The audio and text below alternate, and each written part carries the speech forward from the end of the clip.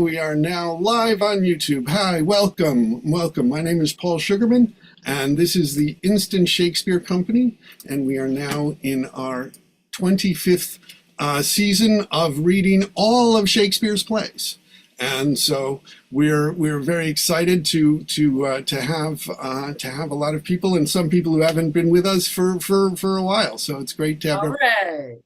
And our idea is to, just trust the text and have fun with it.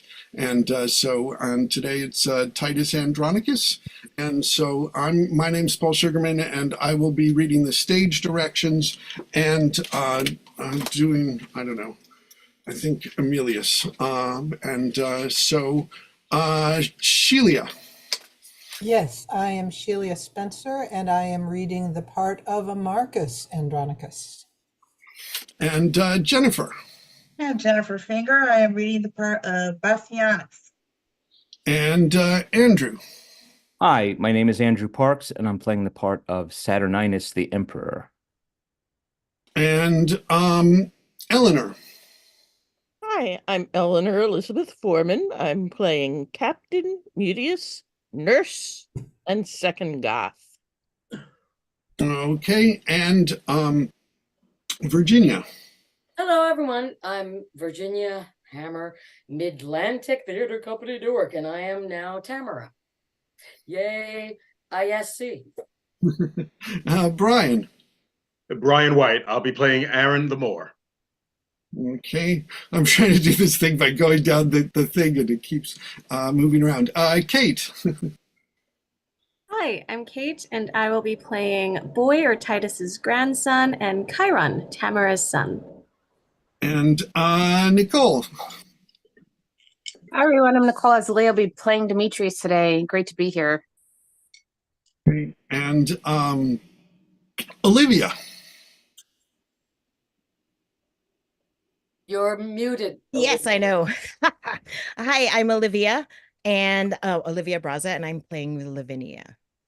Okay. And James. I'm James Reagan, and I'm playing Lucius, Titus's son. All right. And Angus.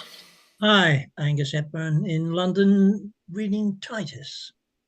All righty then. And so I think I got everybody. If I missed anybody, let me... Okay, we got everybody. I apologize if my dogs ever bark during this. That adds to the spirit of this particular play, but I'll try to keep them as quiet as possible. Yeah, well, Shakespeare... I did give them a walk, but... including dogs.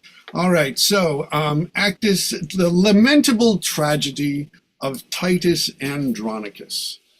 Actus primus, scena prima. Flourish. Enter the tribunes and senators aloft, and then enter Saturninus and his followers at one door, and Bassianus and his followers at the other, with drum and colors. Noble patricians, patrons of my right, defend the justice of my cause with arms. And countrymen, my loving followers, plead my successive title with your swords. I was the firstborn son, that was the last that wore the imperial diadem of Rome. Then let my father's honors live in me, nor wrong mine age with this indignity. Romans, friends, followers, favorers of my right.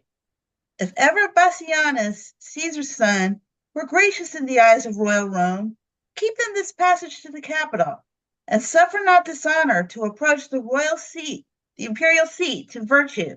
Consecrate to justice, continence, and nobility. But let desert and pure election shine, and Romans, fight for freedom in your choice. Princes that strive by factions and by friends ambitiously for rule and empery, know that by the people of Rome, for whom we stand a special party, having by common voice in election for the Roman empery chosen Andronicus, surnamed Pius, for many good and great deserts to roam. A nobler man, a braver warrior, lives not this day within the city walls. He, by the Senate, is a cited home from weary wars against the barbarous Goths, that with his sons, a terror to our foes, hath yoked a nation strong, trained up in arms. 10 years are spent since first he undertook this cause of Rome, and chastised with arms our enemy's pride. 5 times he hath returned bleeding to Rome, bearing his valiant sons in coffins from the field. And now at last, laden with honor's spoils, returns the good Andronicus to Rome, renowned Titus, flourishing in arms. Let us entreat by honor of his name, whom worthily you would have now succeed, and in the Capitol and Senate right, whom you pretend to honor and adore, that you withdraw you and abate your strength. Dismiss your followers, and as suitors should, plead your deserts in peace and humbleness. How fair the tribune speaks to calm my thoughts. Marcus Andronicus, so I deify in thy uprightness and integrity. And so I love and honor thee and thine, thy noble brother Titus and his sons, and her to whom my thoughts are humbled all, gracious Lavinia, Rome's rich ornament, that I will here dismiss my loving friends, and to my fortunes and the people's favor commit my cause and balance to be weighed. Exit Soldier. That have been thus forward in my right, I thank you all, and here dismiss you all, and to the love and favor of my country commit myself, my person, and the cause. Rome, be as just and gracious unto me as I am confident and kind to thee. Open the gates and let me in. Tribunes and me, poor competitor. Flourish. They go up into the Senate House. Enter a captain.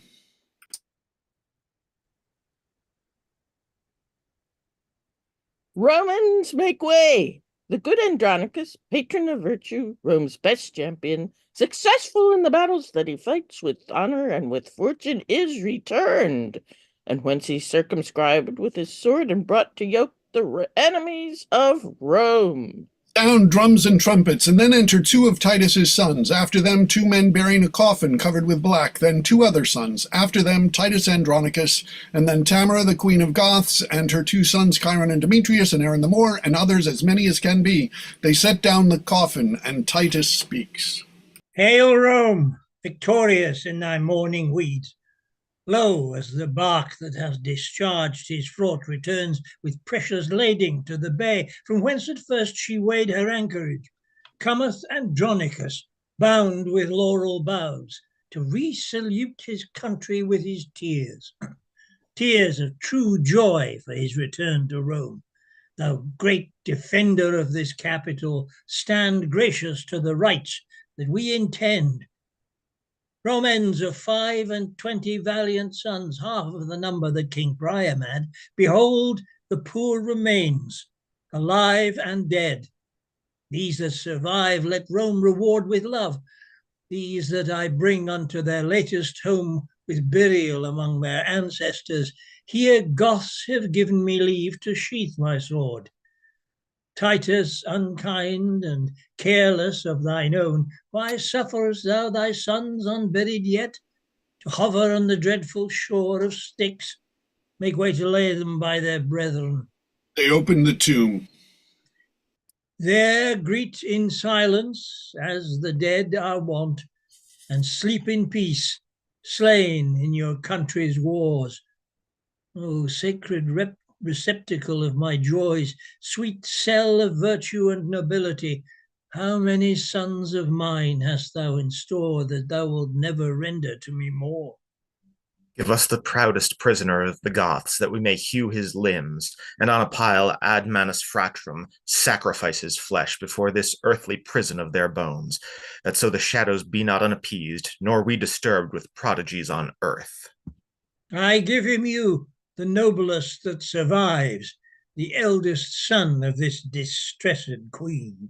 Stay, Roman brethren, gracious conqueror, victorious Titus, rue the tears I shed, a mother's tears in passion for her son. And if thy sons were ever dear to thee, Lo, think my sons to be as dear to me.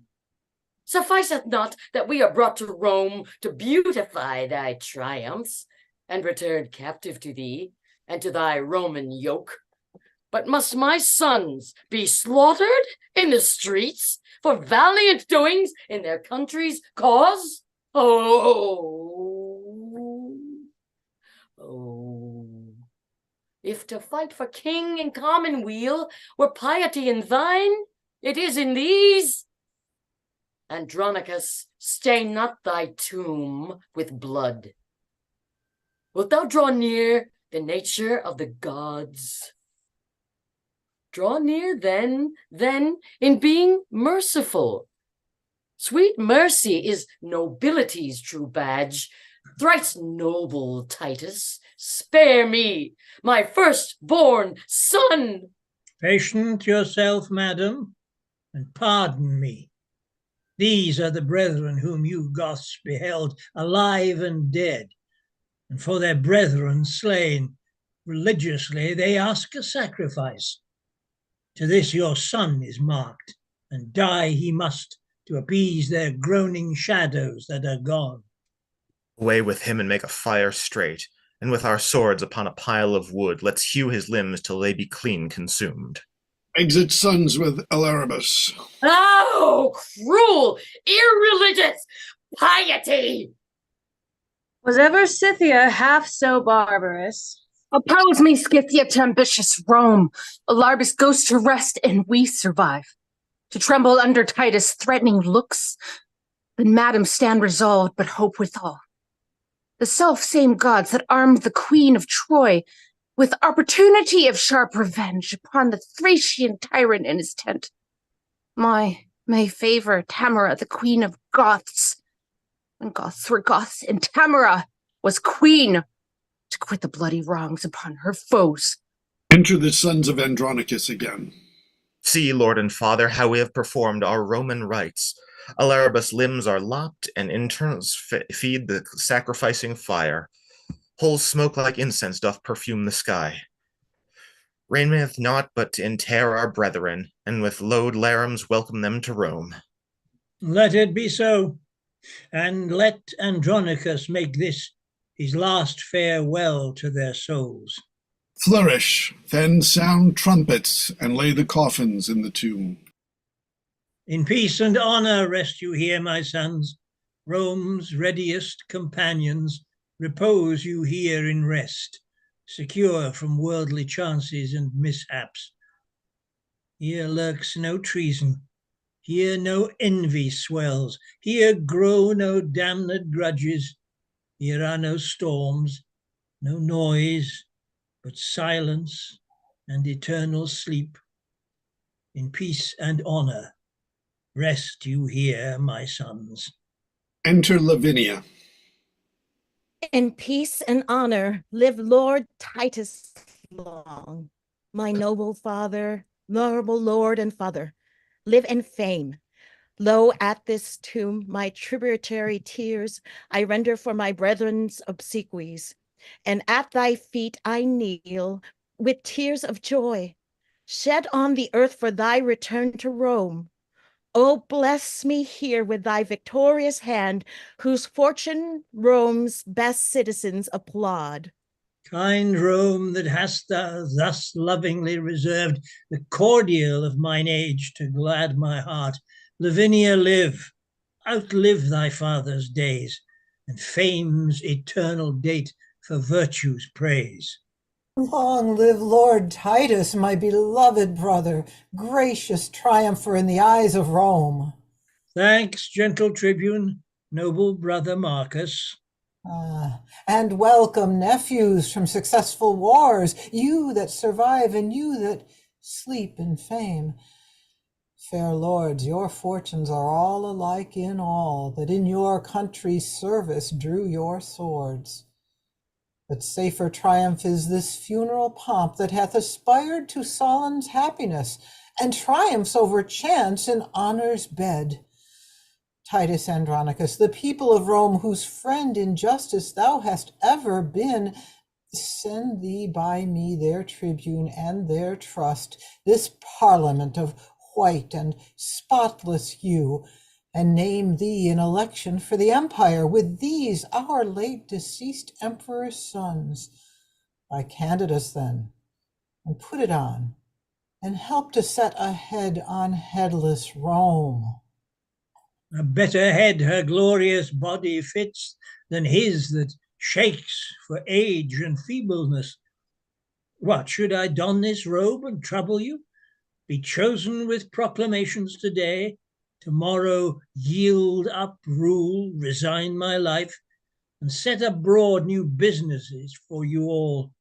Rome, I have been thy soldier 40 years, and led my country's strength successfully, and buried 21 valiant sons, knighted in field, slain manfully in arms, in right and service of their noble country. Give me a staff of honor for mine age, but not a scepter to control the world. Upright he held it, lords, that held it last. Titus, thou shalt obtain and ask the empery. Proud and ambitious tribune, canst thou tell? Patience, Prince Saturninus. Romans, do me right. Patricians, draw your swords and sheathe them not till Saturnitis be Rome's emperor. Andronicus, would thou wert shipped to hell rather than rob me of the people's hearts. Saturnine, interrupter of the good that noble-minded Titus means to thee. Content thee, Prince. I will restore to thee the people's hearts and wean them from themselves. Andronicus, I do not flatter thee, but honor thee, and will do till I die. My faction, if thou strengthen with thy friend, I will most thankful be, and thanks to men of noble minds is honorable meed. People of Rome, and noble tribunes here, I ask your voices and your suffrages. Will you bestow them friendly on Andronicus? To gratify the good Andronicus and gratulate his safe return to Rome, the people will accept whom he admits. Tribunes, I thank you, and this sure I make, that you create your emperor's eldest son, Lord Saturnine, whose virtues will, I hope, reflect on Rome as Titan's rays on earth, and ripen justice in this commonweal. Then, if you will elect by my advice, crown him and say, long live our emperor. With voices and applause of every sort, patricians and plebeians, we create Lord Saturninus, Rome's great emperor, and say, long live our emperor Saturnine. Long live our Emperor Saturnine! A long flourish till they come down. Titus Andronicus, for thy favors done to us in our election this day, I give thee thanks in part of thy deserts, and will with deeds requite thy gentleness.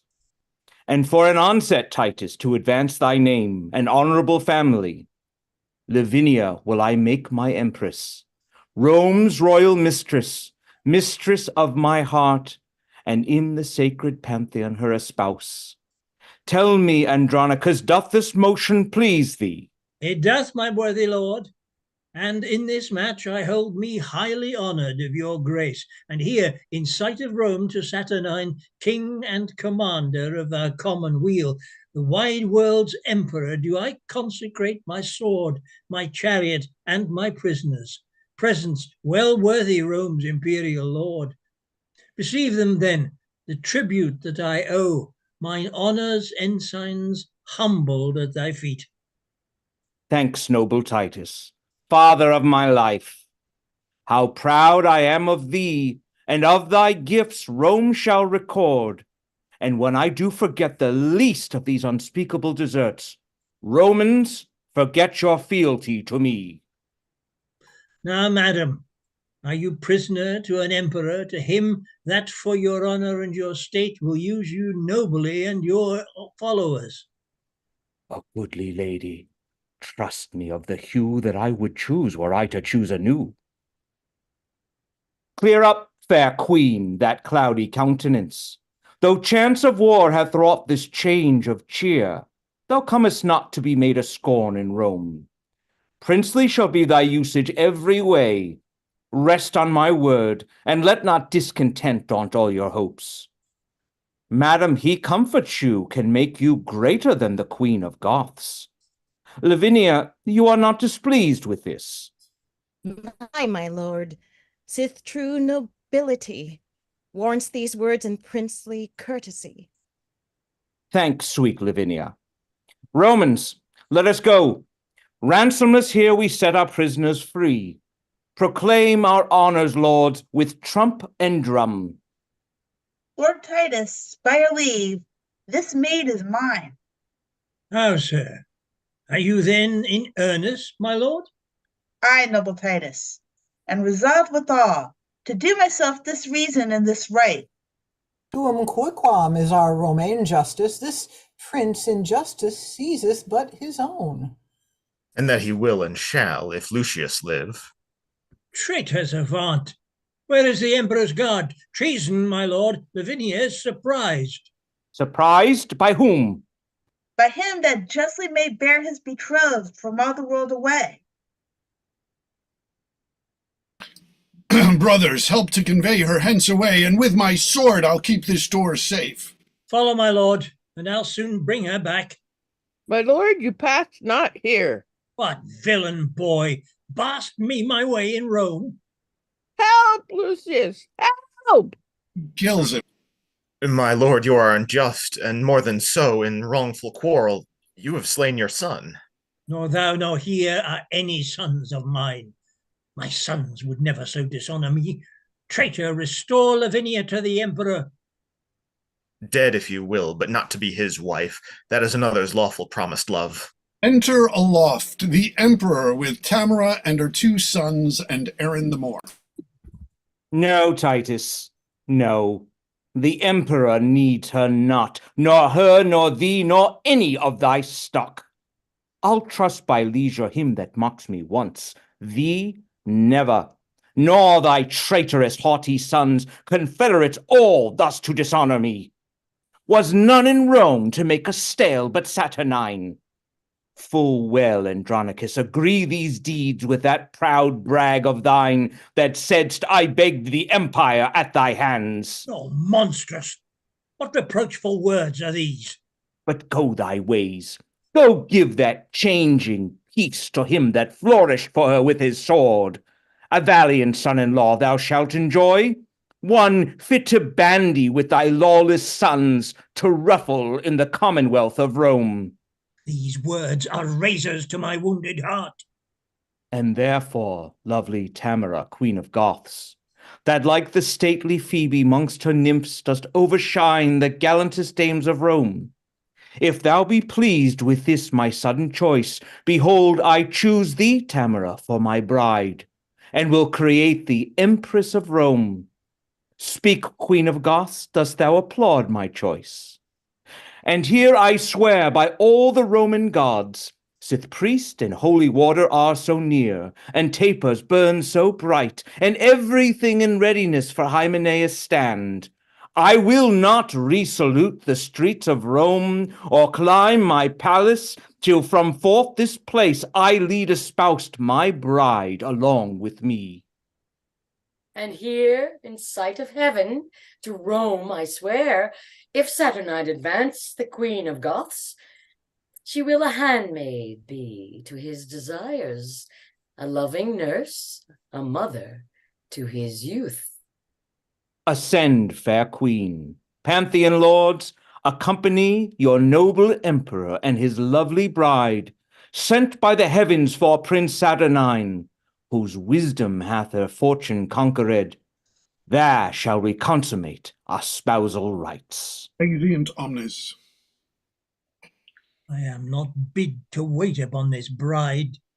Titus, when wert thou wont to walk alone dishonored thus and challenge at of wrongs? Enter Oh, Mark.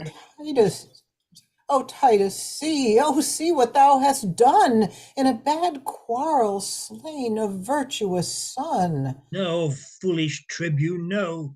No son of mine, nor thou, nor these confederates in the deed that hath dishonoured all our family, unworthy brother and unworthy sons. But let us give him burial as becomes, give Mutius burial with our brethren. Traitors away! He rests not in this tomb. This monument 500 years has stood, which I have sumptuously re-edified. Here none but soldiers and Rome's servitors repose in fame, none basely slain in brawls. Bury him where you can. He comes not here.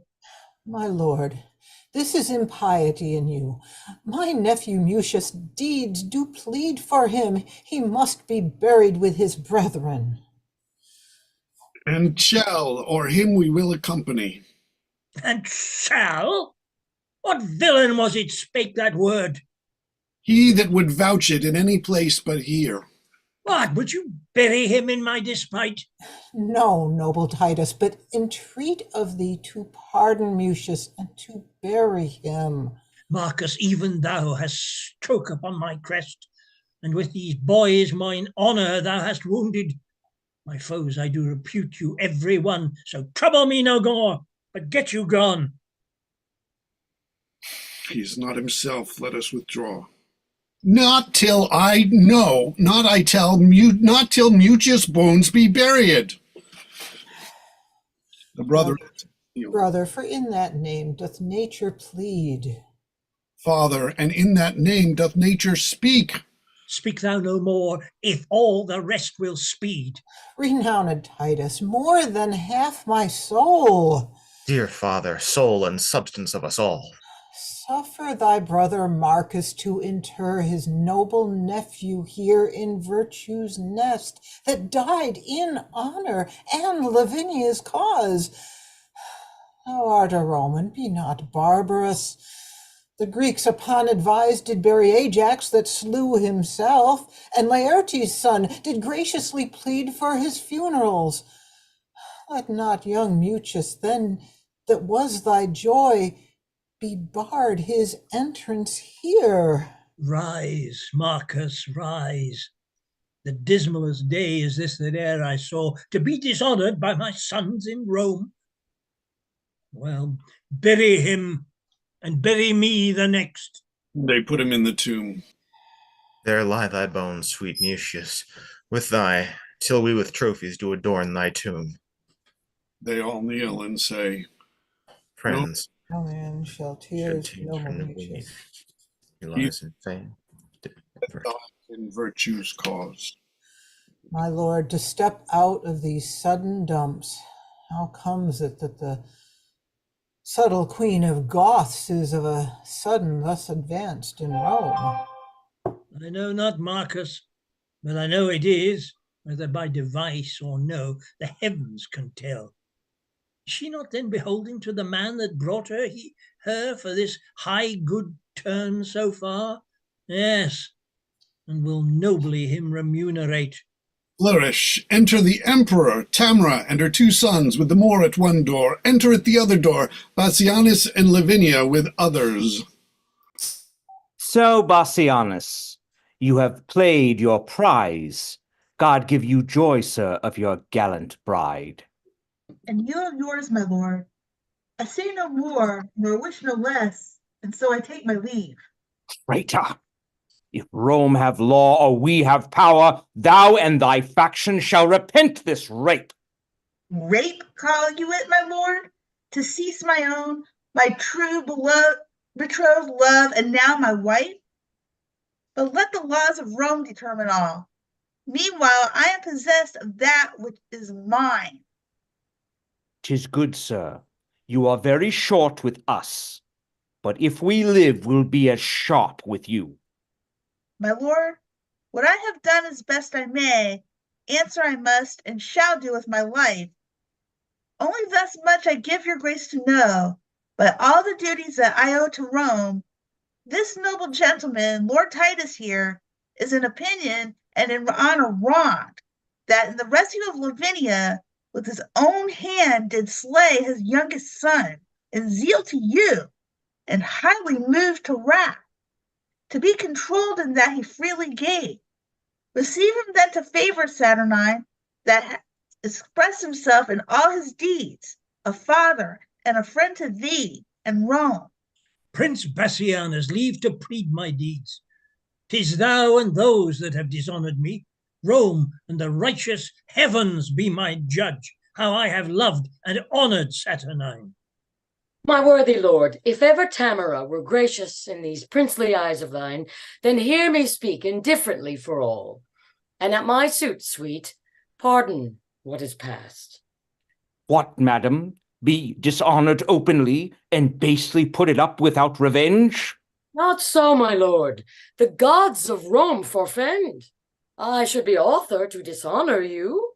But on mine honor, dare I undertake for good Lord Titus, innocence in all, whose fury not dissembled speaks his griefs. Then at my suit look graciously on him. Lose not so noble a friend on vain suppose, nor with sour looks afflict his gentle heart. My lord, be ruled by me, be one at last. Dissemble all your griefs and discontents. And you are but newly planted in your throne, least then the people and patricians too, upon a just survey take Titus's part, and so supplant us for ingratitude, which Rome reputes to be a heinous sin. Yield at entreats, and then let me alone. I'll find a day to massacre them all, and race their faction and their family, the cruel father and his traitorous sons, to whom I sued for my dear son's life, and make them know what 'tis to be, to let a queen kneel in the streets and beg for grace in vain. Come, come, sweet emperor, come, Andronicus, take up this good old man, and cheer the heart that dies in tempest of thy angry frown. Rise, Titus, rise. My empress hath prevailed. I thank your majesty, and her, my lord. These words, these looks infuse new life in me. Titus, I am incorporate in Rome, a Roman now, adopted happily, and must advise the emperor for his good. This day all quarrels die, Andronicus. And let it be mine honor, good my lord, that I have reconciled your friends and you. For you, Prince Basanius, I have passed my word and promised to the emperor that you will be more mild and tractable. And fear not, lords.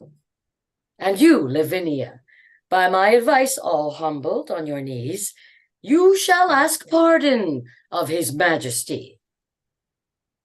We do, and vow to heaven and to his highness that what we did was mildly as we might, tendering our sister's honor and our own. That on mine honor here I do protest. Away and talk not, trouble us no more. Nay, nay, sweet emperor, we must all be friends. The tribune and his nephews kneel for grace. I will not be denied. Sweetheart, look back. Marcus, for thy sake and thy brothers here, and at my lovely Tamara's entreats, I do remit these young men's heinous faults. Stand up. Lavinia, though you left me like a churl, I found a friend. And sure as death I swear, I would not part a bachelor from the priest. Come, if the emperor's court can feast 2 brides, you are my guest, Lavinia, and your friends. This day shall be a love day, Tamara.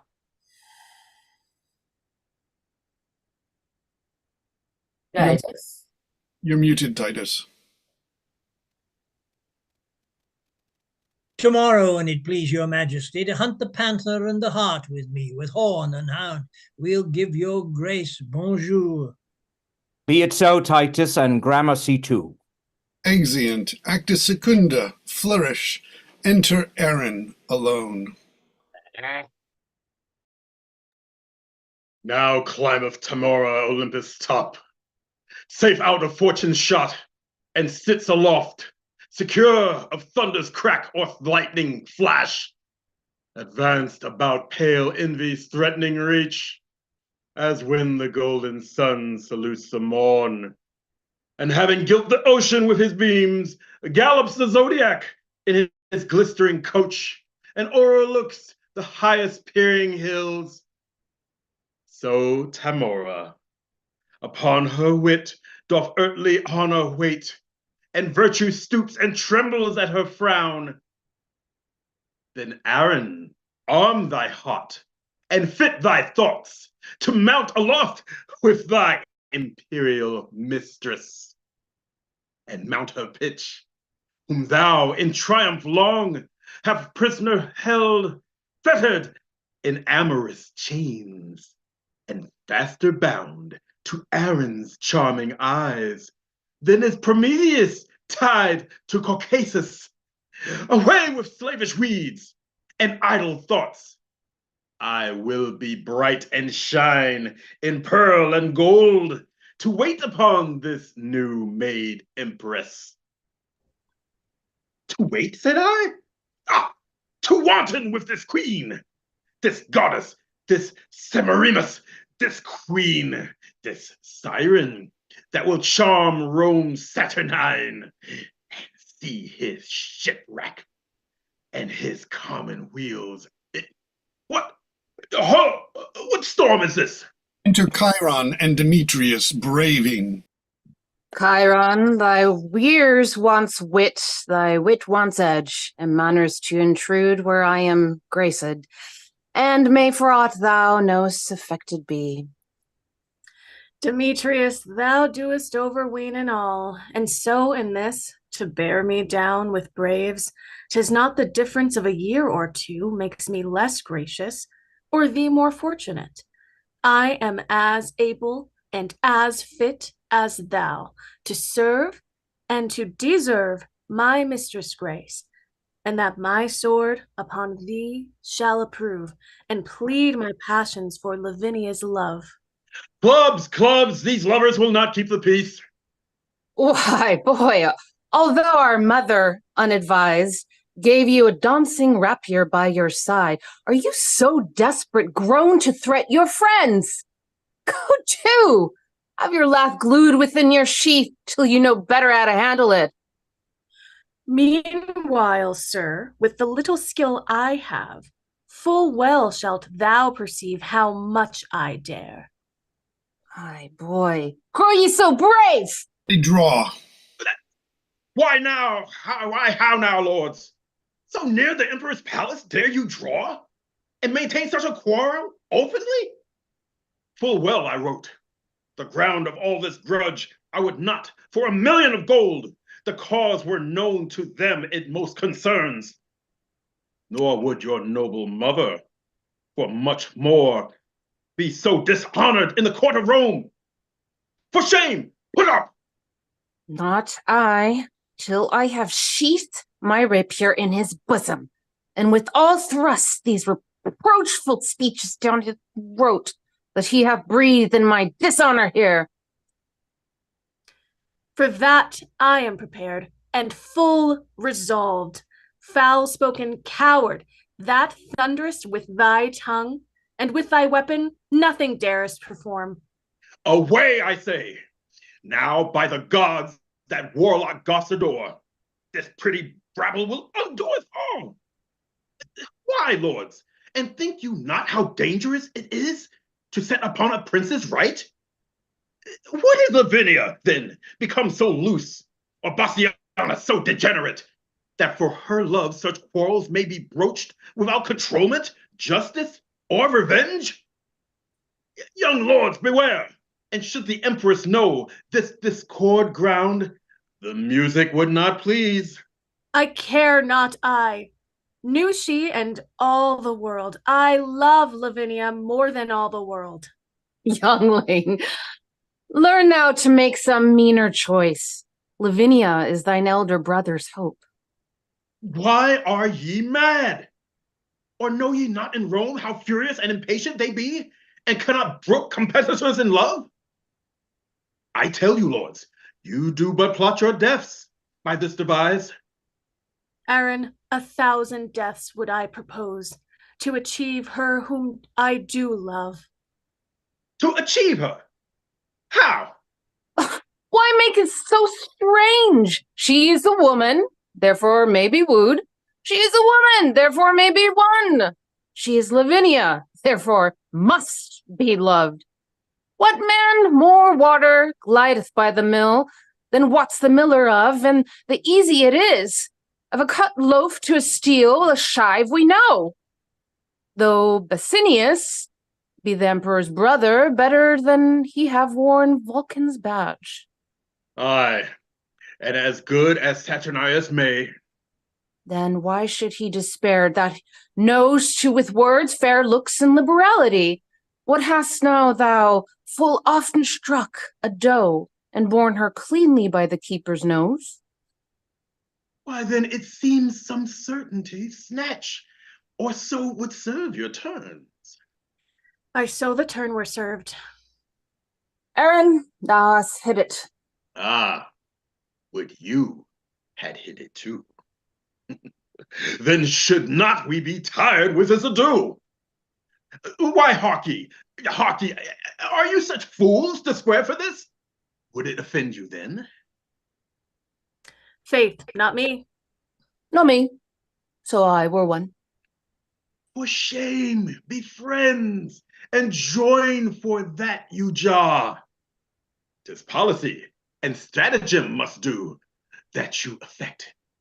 And so must you resolve that which you cannot, as you would, achieve, you must perforce accomplish as you may. Take this of me. Lucrece was not more chaste than this Lavinia.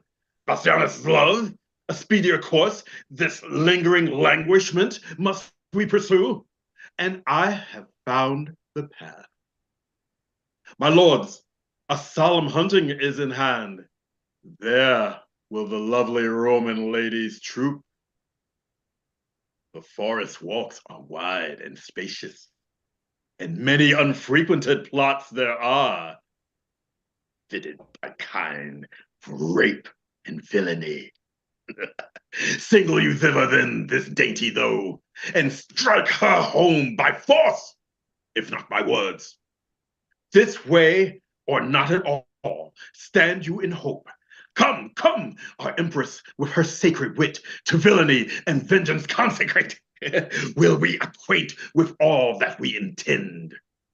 And she shall find our engines with advice that will not suffer you to square yourselves, but to your wishes height advance you both. The emperor's court is like the house of fame, the palace full of tongues, of eyes, of ears. The woods are roofless, dreadful, deaf, and dull. There speak and strike, brave boys, and take your turns. There serve your lusts, shadowed from heaven's eye, and revel in Lavinia's treasure. Thy counsel, lad, smells of no cowardice. Sit fast out nefast till I find the streams to cool this heat. A charm to calm me their fits. Persigia perimanus fibor. Exeunt. Enter Titus Andronicus and his 3 sons, making a noise with hounds and horns, and Marcus. It is up. The morn is bright and gay, the fields are fragrant and the woods are green. Uncouple here and let us make a bay, and wake the emperor and his lovely bride, and rouse the prince, and ring a hunter's peal, that all the court may echo with the noise. Sons, let it be your charge, as it is ours, to attend the emperor's person carefully. I have been troubled in my sleep this night, but dawning day new comfort hath inspired. Wind horns, hear a cry of hounds, and wind horns in a peal, then enter Saturninus, Tamara, Bassianus, Lavinia, Chiron, Demetrius, and their attendants. Many good morrows to your majesty. Madam, to you as many and as good. I promised your grace a hunter's peal. And you have rung it lustily, my lords, somewhat too early for new married ladies. Lavinia, how say you? I say no. I have been awake 2 hours and more. Come on, then. Horse and chariot let us have, and to our sport. Madam, now shall you see our Roman hunting. I have dogs, my lord, will rouse the proudest panther in the chase and climb the highest promontory top. And I, a horse, will follow where the game makes way and runs like swallows o'er the plain. Chiron, we hunt not we with horse nor hound, but hope to pluck a dainty doe to ground. Exeunt. Enter Aaron alone. He that had wit would think that I had none, to bury so much gold under a tree, and never after to inherit it. Let him that thinks of me so abjectly know that this gold must coin a stratagem, which cunningly effected will beget a very excellent piece of villainy, and so repose sweet gold for their unrest, that have their alms out of the empress' chest. Enter Tamara to the moor. By lovely Aaron, wherefore look'st thou sad, when everything doth make a gleeful boast? The birds chant melody on every bush, the snake lies rolled in his cheerful sun, the green leaves quiver with the cooling wind, and make a checkered shadow on the ground. Under their sweet shade, Aaron, let us sit. And whilst the babbling echo mocks the hounds, replying shrilly to the well-tuned horns, as if a double hunt were heard at once, let us sit down and mark their yelping noise.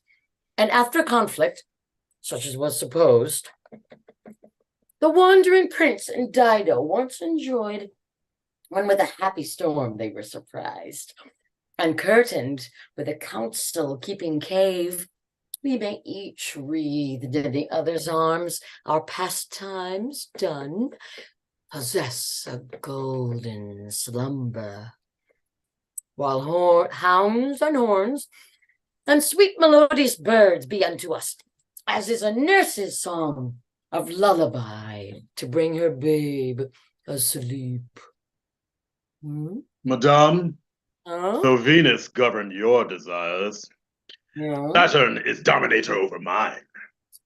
Oh. What signifies my deadly standing eye, my silence, and my cloudy melancholy, my fleece of woolly hair that now uncurls, even as an adder when she doth unroll to do some fatal execution? No, madame, these are no venereal signs. Vengeance is in my heart, death in my hand, blood and revenge are hammering in my head. Hark, Tamora, the empress of my soul, which never hopes more heaven than rests in thee. This is the day of doom for Bassianus. His Philomel must lose her tongue today. Thy sons make pillage of her chastity and wash their hands in Bassianus's blood. Seest thou this letter? Take it up, I pray thee, and give the king this fatal plotted scroll. Now question me no more. We are espied. Here comes a parcel of our hopeful booty, which dreads not yet their lives' destruction. Enter Bassianus and Lavinia. Ah, my sweet Moor, sweeter to me than life. No more, great empress. Bassianus comes. Be cross with him, and I'll go fetch thy sons to back thy quarrel, whatsoe'er may be. Then have we here Rome's royal empress, unfurnished of her well-seeming troop? Where is a Diane habited like her, who hath abandoned her holy groves to see the general hunting in this forest? Bossy controller of our private steps. Had I the power that some say Dion had, thy temples should be planted presently, with horns, as was Actaeon's, and the hounds should drive upon his new transformed limbs, unmannerly intruder, as thou art. Under your patience, gentle empress, 'tis thought you have a goodly gift in horning, and to be doubted that your Moor and you are singled forth to try experiments. Jove, shield your husband from his hounds today. 'Tis pity they should take him for a stag. Believe me, queen, your swarth Cimmerian doth make your honor of his body's hue spotted, detested, and abominable. Why are you sequestered from all your train, dismounted from your snow-white goodly steed, and wandered hither to an obscure plot, accompanied with a barbarous Moor, if foul desire had not conducted you? And being intercepted in your sport, great reason that my noble lord be rated for sauciness, I pray you let us hence, and let her joy her raven-colored love. This valley fits the purpose passing well. The king, my brother, shall have notice of this. I, for these slips, have made him noted long, good king, to be so mightily abused. Why I have patience to endure all this? Enter Chiron and Demetrius. How now, dear sovereign and our gracious mother, why doth your highness look so pale and wan? Have I not reason, think you, to look pale? These two have ticed me hither to this place, a barren, detested vale, you see it is. The trees, though summer, yet forlorn and lean, o'ercome with moss and baleful mistletoe. Here never shines the sun, here nothing breeds, unless the nightly owl or fatal raven. And when they showed me this abhorred pit, they told me here, at dead time of the night, 1,000 fiends, 1,000 hissing snakes, 10,000 swelling toads, as many urchins would make such fearful and confused cries, as any mortal body hearing it should straight fall mad, or else die suddenly.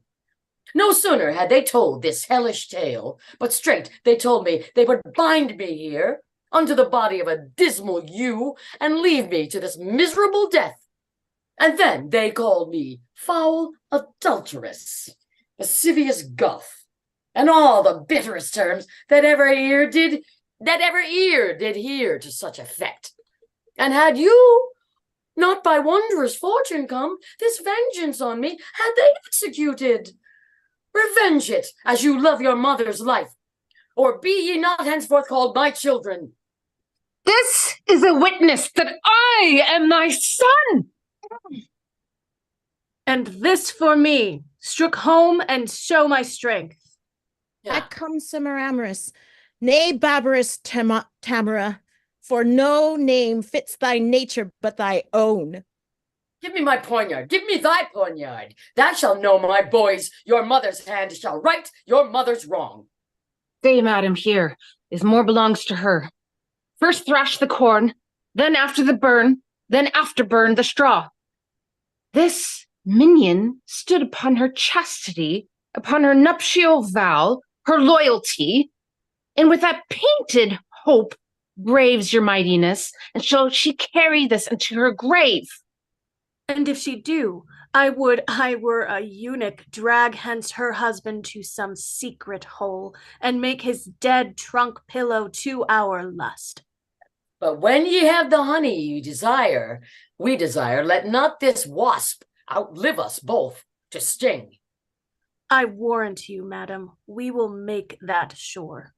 Come, mistress, now perforce we will enjoy that nice preserved honesty of yours. Oh, Tamara, thou bear'st a woman face. I will not hear her speak. Away with her. Sweet lords, entreat her, hear me but a word. Listen, fair madam, let it be your glory to see her tears, but be your heart to them as unrelenting flint to drops of rain. When did the tiger's young ones teach the dam? Oh, do not learn her wrath, she taught it thee. The milk thou suck'st from her did turned to marble. Even at thy teat thou hast thy tyranny, yet every mother breeds not sons alike. Do thou entreat her shew a woman pity? What? Wouldst thou have me prove myself a bastard? 'Tis true, the raven doth not hatch a lark, yet have I heard, oh, could I find it now, the lion moved with pity did endure to have his princely paws parred all away. Some say that ravens foster forlorn children, whilst their own birds famish in their nests. Oh, be to me, though thy hard heart say no, nothing so kind, but something pitiful. I know not what it means. Away with her. Oh, let me teach thee for my father's sake, that gave thee life when well he might have slain thee. Be not obdurate, open thy deaf ears. Hadst thou in person ne'er offended me, even for his sake am I pitiless. Remember, boys, I poured forth tears in vain to save your brother from this sacrifice, but fierce Andronicus would not relent. Therefore, away with her, and use her as you will, the worse to her, the better loved of me. Oh, Camarab, be called a gentle queen, and with thine own hands kill me in this place, for 'tis not life that I have begged so long. Poor I was slain when Basanius died. What begs thou then? Fond woman, let me go. 'Tis present death I beg, and one thing more, that womanhood denies my tongue to tell. Oh, keep me from their worse than killing lust, and tumble me into some loathsome pit where never man's eye may behold my body. Do this and be a charitable murderer.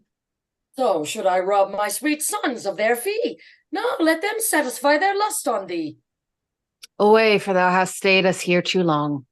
No, grace, no womanhood, a beastly creature, the blot and enemy to our general name. Confusion fall. Nay, then I'll stop your mouth. Bring thou her husband. This is the hole where Aaron bid us hide him. Farewell, my sons. See that you make her sure. Ne'er let my heart know merry cheer indeed, till all the Andronici be made away. Now will I hence to seek my lovely moor, and let my spleenful sons this trull deflower. Exit. Enter Aaron with two of Titus's sons. Come on, my lords. The better foot before. Straight will I bring you to the loathsome pit, where I spied the panther fast asleep. My sight is very dull, whate'er it bodes. And mine, I promise you, were it not for shame, well could I leave our sport to sleep a while. What? Art thou fallen? What a subtle hole is this, whose mouth is covered with rude growing briars, upon whose leaves are drops of new shed blood, as fresh as morning's dew distilled on flowers. A very fatal place, it seems to me. Speak, brother. Hast thou hurt thee with the fall?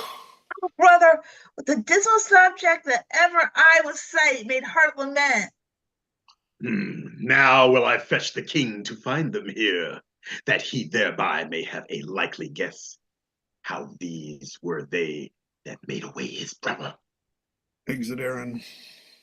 Why dost thou not thou comfort me and help me out from this unhallowed and bloodstained hole? I am surprised with an uncouth fear. A chilling sweat o'erruns my trembling joints. My heart suspects more than mine eye can see.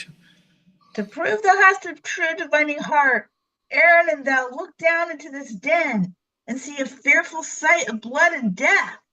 Aaron is gone, and my compassionate heart will not permit mine eyes to behold the thing whereat it trembles by surmise.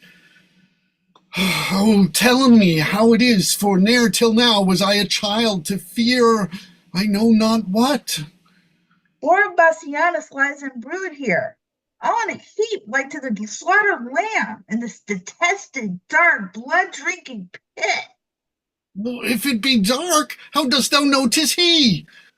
Upon his bloody finger he doth wear a precious ring that lightens all the whole, which, like a taper in some monument, doth shine upon the dead man's earthly cheeks, and shows the ragged entrails of the pit. So pale did shine the moon on Pyramus, when he by night lay bathed in maiden blood. O brother, help me with thy fainting hand.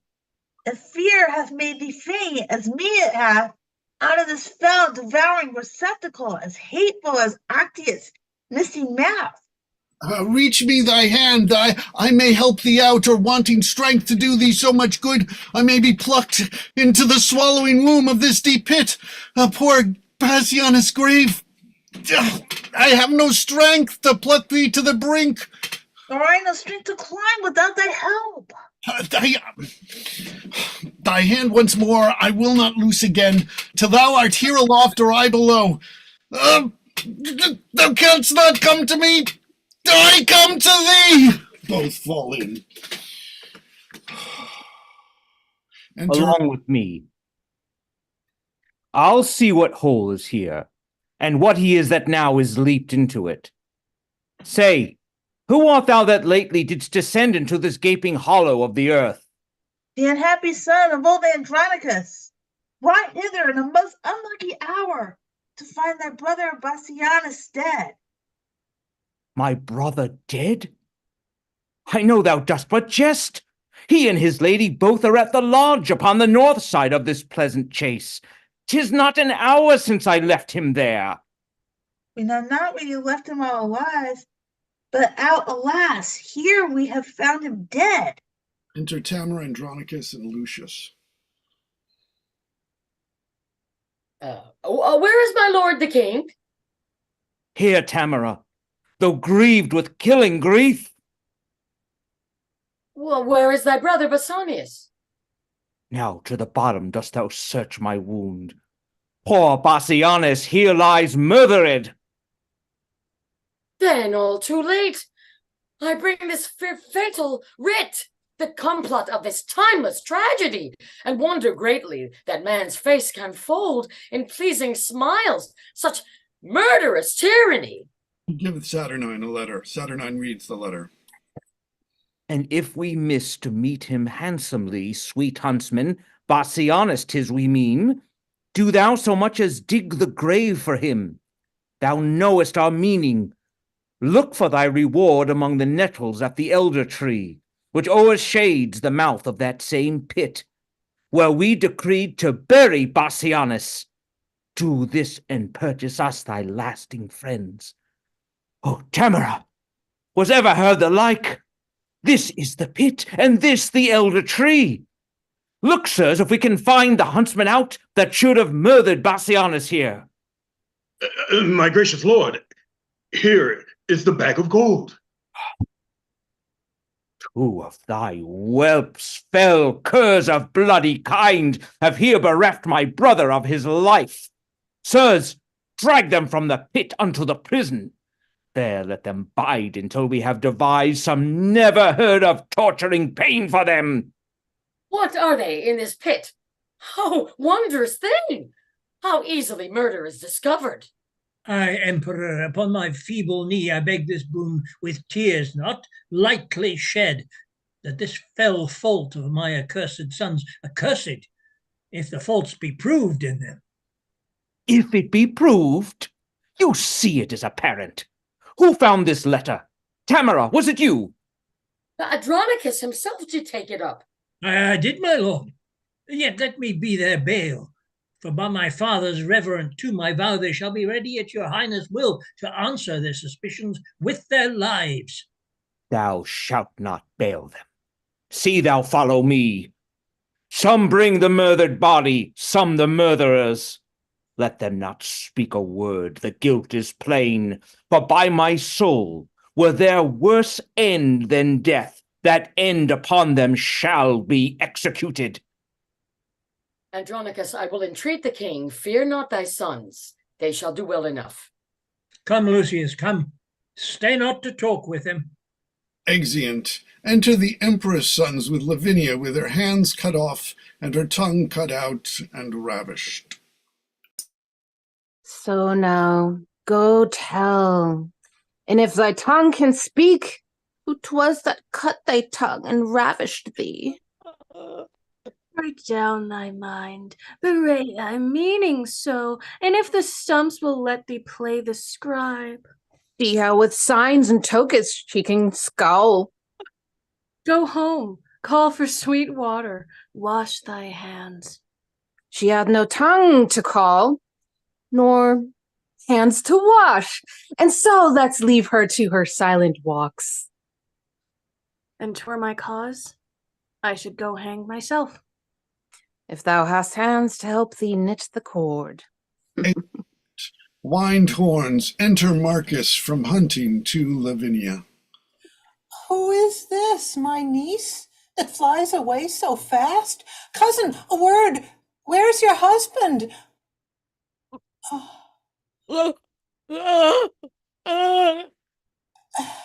If I do dream, would all my wealth would wake me. If I do wake, some planet strike me down, that I may slumber in eternal sleep.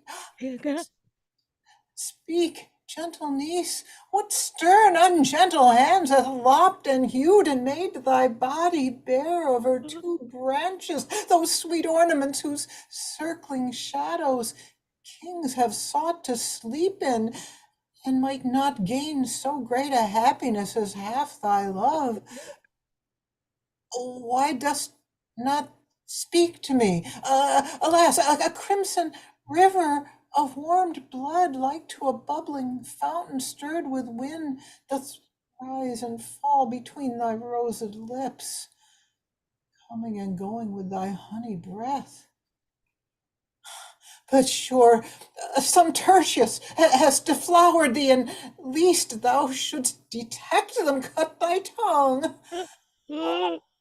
Now thou turn'st away thy face for shame, and notwithstanding all this loss of blood as from a conduit with their issuing spouts, yet do thy cheeks look red as Titan's face, blushing to be encountered with a cloud. Shall I speak for thee? Shall I say 'tis so? Of that I knew thy heart and knew the beast, that I might rail at him to ease my mind. Sorrow concealed like an oven stopped doth burn the heart to cinders where it is. Fair Philomela, she but lost her tongue, and a tedious sampler sowed her mind. Lovely niece, that mean is cut from thee. A craftier Tereus hath thou met withal, and he hath cut those pretty fingers off. Better sewed than Philomel. Oh, had the monster seen those lily hands tremble like aspen leaves upon a lute, and made the silken strings delight to kiss them, he would not then have touched them for his life. Or had he heard the heavenly harmony which that sweet tongue hath made, he would have dropped his knife and fell asleep as Cerberus at the Thracian poet's feet. Oh, come, let us go and make thy father blind, for such a sight will blind a father's eye.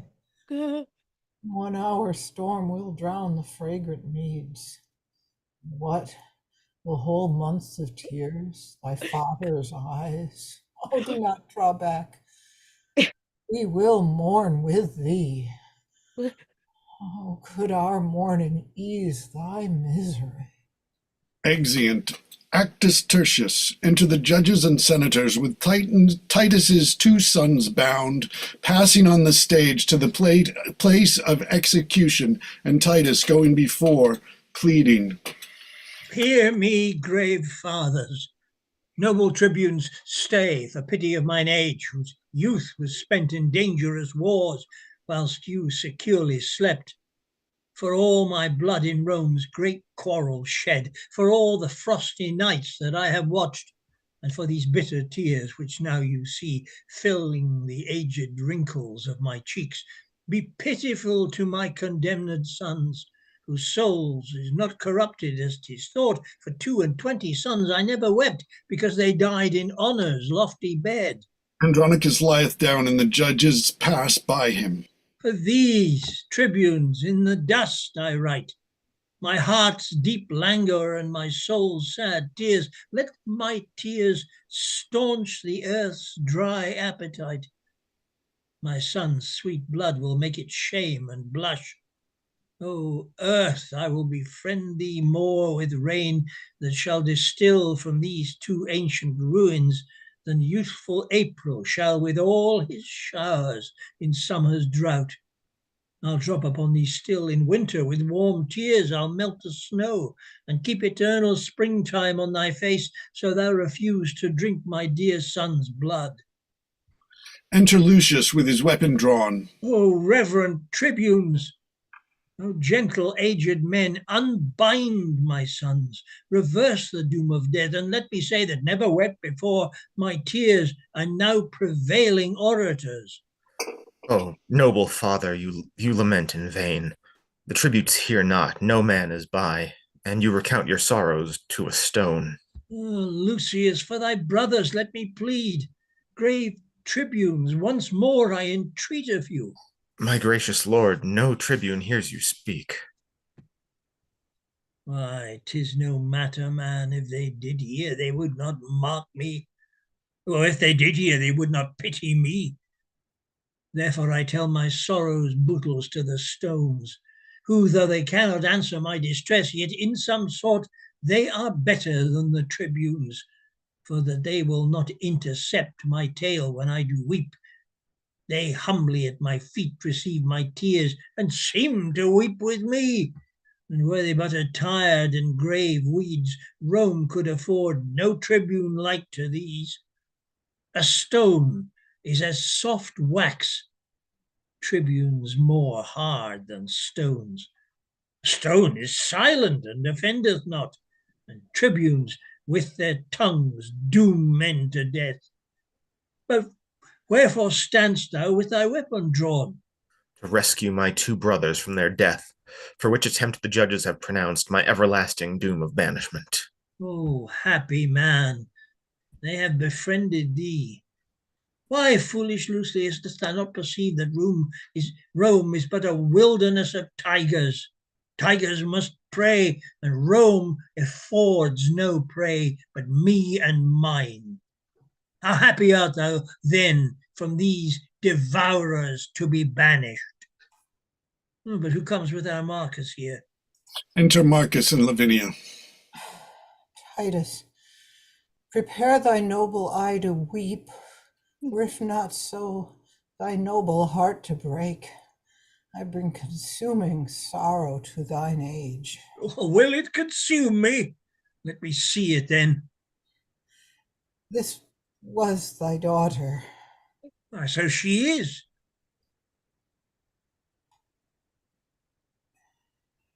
Ay me, this object kills me. Faint-hearted boy, arise and look upon her. Speak, Lavinia. What accursed hand hath made thee handless in thy father's sight? What fool hath added water to the sea, or brought a faggot to bright burning Troy? My grief was at the height before thou camest, and now like Nilus it disdaineth bounds. Give me a sword, I'll chop off my hands too, for they have fought for Rome, and all in vain, and they have nursed this woe, if feeding life. In bootless prayer they have been held up, and they have served me to effectless use. Now all the service I require of them is that the one will help to cut the other. Oh, 'tis well, Lavinia, that thou hast no hands, for hands to do Rome's service is but vain. Speak, gentle sister, who hath martyred thee? Oh, the delightful engine of her thoughts that blabbed them with such pleasing eloquence is torn from forth that pretty hollow cage, where like a sweet melodious bird its song, sweet varied notes that enchanting every ear. O say thou for her, who hath done this deed? Oh, thus I found her straying in the park, seeking to hide herself as doth the deer that hath received some unrecurring wound. It was my dear, and he that wounded her hath hurt me more than had he killed me dead. For now I stand as one upon a rock, environed with a wilderness of sea, who marks the waxing tide grow wave by wave, expecting ever when some envious surge will in his brinish bowels swallow him. This way to death my wretched sons are gone. Here stands my other son, a banished man, and here my brother weeping at my woes. But that which gives my soul the greatest spurn is dear Lavinia, dearer than my soul. Had I but seen thy picture in this plight, it would have madded me. What shall I do? Now I behold thy lively body so. Thou hast no hands to wipe away thy tears, nor tongue to tell me who hath martyred thee. Thy husband, he is dead, and for his death thy brothers are condemned, and dead by this. Look, Marcus, oh, son Lucius, look on her. When I did name her brothers, then fresh tears stood on her cheeks as the honeydew upon a gathered lily almost withered. Perchance she weeps because they killed her husband. Perchance because she knows him innocent.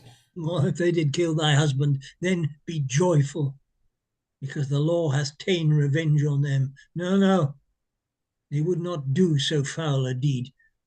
Witness the sorrow that their sister makes. Gentle Lavinia, let me kiss thy lips, or make some signs how I may do thee ease. Shall thy good uncle and thy brother Lucius and thou and I sit round about some fountain, looking all downwards to behold our cheeks, how they are stained in meadows, yet not dry, with miry slime left on them by a flood? And in the fountain shall we gaze so long till the fresh taste be taken from that clearness and made a brine pit with our bitter tears? Or shall we cut away our hands like thine? Or shall we bite our tongues and in dumb shows pass the remainder of our hateful days? What shall we do? Let us that have our tongues plot some device of further miseries to make us wondered at a time to come. Sweet father, cease your tears, for at your grief see how my wretched sister sobs and weeps. Patience, dear niece. Good Titus, dry thine eyes. Oh, Marcus, Marcus. Brother, well I wot thy napkin cannot drink a tear of mine, for thou, poor man, hast drowned it with thine own. My Lavinia, I will wipe thy cheeks. Mark, Marcus, mark. I understand her signs. Had she a tongue to speak, now would she say that to her brother, which I said to thee, his napkin with her true tears all bewet can do no service on her sorrowful cheeks. Oh, what a sympathy of woe is this, as far from help as limbo is from bliss. Enter Aaron the Moor alone. Yeah. Titus Andronicus, my lord the emperor, sends thee this word, that if thou love thy sons, let Marcus, Lucius, or thyself, O Titus, or any one of you, chop off your hand and send it to the king. He for the same will send thee hither both thy sons alive, and that shall be the ransom for their fault. O gracious Emperor, O gentle Aaron, did ever raven sing so like a lark that gives sweet tidings of the sun's uprise? With all my heart I'll send the Emperor my hand. Good Aaron, wilt thou help to chop it off? Stay, father, for that noble hand of thine that hath thrown down so many enemies shall not be sent. My hand will serve the turn. My youth can better spare my blood than you, and therefore mine shall save my brothers' lives. Which of your hands hath not defended Rome and reared aloft the bloody battle axe, writing destruction on the enemy's castle? Oh, none of both but are of a high desert. My hand hath been but idle. Let it serve to ransom my two nephews from their death. Then have I kept it to a worthy end. Nay, come agree. Whose hand shall go along? For fear they die before their pardon come. My hand shall go. By heaven, it shall not go. Sirs, strive no more. Such withered herbs as these are meet for plucking up, and therefore mine. Sweet father, if I shall be thought thy son, let me redeem my brothers both from death. And for our father's sake and mother's care, now let me show a brother's love to thee. Agree between you. I will spare my hand. Then I'll go fetch an axe. But I will use the axe. Come hither, Aaron. I'll deceive them both. Lend me thy hand, and I will give thee mine. If that be called deceit, I will be honest. And never whilst I live deceive men so. But I'll deceive you in another sort, and that you'll say ere half an hour has. He cuts off Titus' hand. Enter Lucius and Marcus again. Now stay your strife. What shall be is dispatched. Good Aaron, give his majesty my hand. Tell him it was a hand that warded him from 1,000 dangers. Bid him bury it, more hath it merited. That let it have. As for my sons, say I account of them as jewels purchased at an easy price, and yet dear too, because I bought mine own. I go, Andronicus, and for thy hand, look by and by to have thy sons with thee. Their heads, I mean. Oh, how this villainy doth fat me with the very thoughts of it. Let fools do good, and fair men call for grace. Aaron will have his soul black like his face. Oh, here I lift this one hand up to heaven and bow this feeble ruin to the earth. If any power pities wretched tears, to that I call. But wilt thou kneel with me? Do then, dear heart, for heaven shall hear our prayers, or with our sighs we'll breathe the welkin dim and stain the sun with fog, as sometime clouds when they do hug him in their melting bosoms. Oh, brother, speak with possibilities and do not break into these deep extremes. Is not my sorrow deep, having no bottom? Be my passions bottomless with them. But yet let reason govern thy lament. If there were reason for these miseries, then unto limits could I bind my woes. When heaven doth weep, doth not the earth o'erflow? If the winds rage, doth not the sea wax mad, threatening the welkin with his big swollen face? And wilt thou have a reason for this coil? I am the sea. Hark how her sighs do flow. She is the weeping welkin, I the earth. Then must my sea be moved with her sighs. Then must my earth with her continual tears become a deluge, overflowed and drowned. For why? My bowels cannot hide her woes, but like a drunkard must I vomit them. Then give me leave, for losers will have leave to ease their stomachs with their bitter tongues. Enter a messenger with 2 heads and a hand. Worthy Andronicus, ill art thou repaid for the good hand thou sent'st the emperor. Here are the heads of thy 2 noble sons, and here's thy hand in scorn to thee sent back. Thy griefs their sports, thy resolution mocked.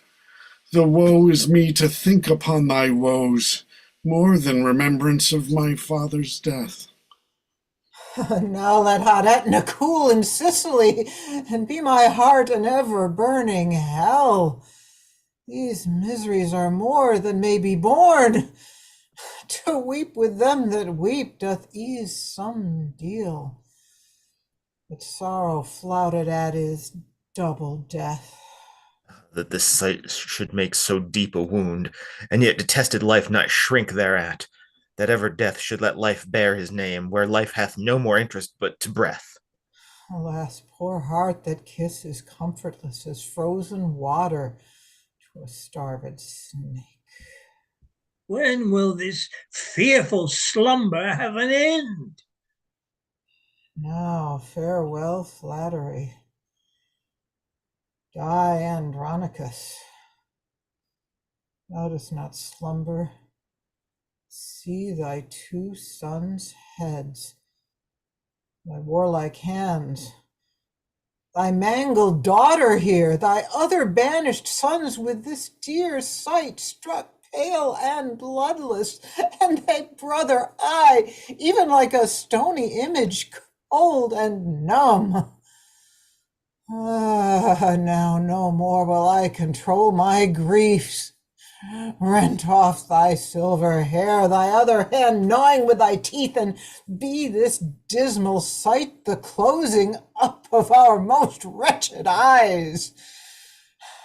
Now is a time to storm. Why art thou still? Why dost thou laugh if it's not with this hour? Why, I have not another tear to shed. Besides, this sorrow is an enemy that would usurp upon my watery eyes and make them blind with tributary tears. Then which way shall I find revenge's cave? For those 2 heads do seem to speak to me and threat me. I shall never come to bliss till all these mischiefs be returned again, even in their throats that have committed them. Come, let me see what task I have to do. You heavy people, circle me about, that I may turn me to each one of you and swear unto my soul to right your wrongs. The vow is made. Come, brother, take a head, and in this hand the other will I bear. And Lavinia, thou shalt be employed in these things. Bear thou my hands, sweet wrench between thy teeth. As for thee, boy, go get thee from my sight. Thou art an exile, and thou must not stay. Hie to the Goths and raise an army there. And if you love me as I think you do, let's kiss and part, for we have much to do. Farewell, Andronicus, my noble father, the woefulest man that ever lived in Rome. Farewell, proud Rome, till Lucius come again. He loves his pledges dearer than his life. Farewell, Lavinia, my noble sister.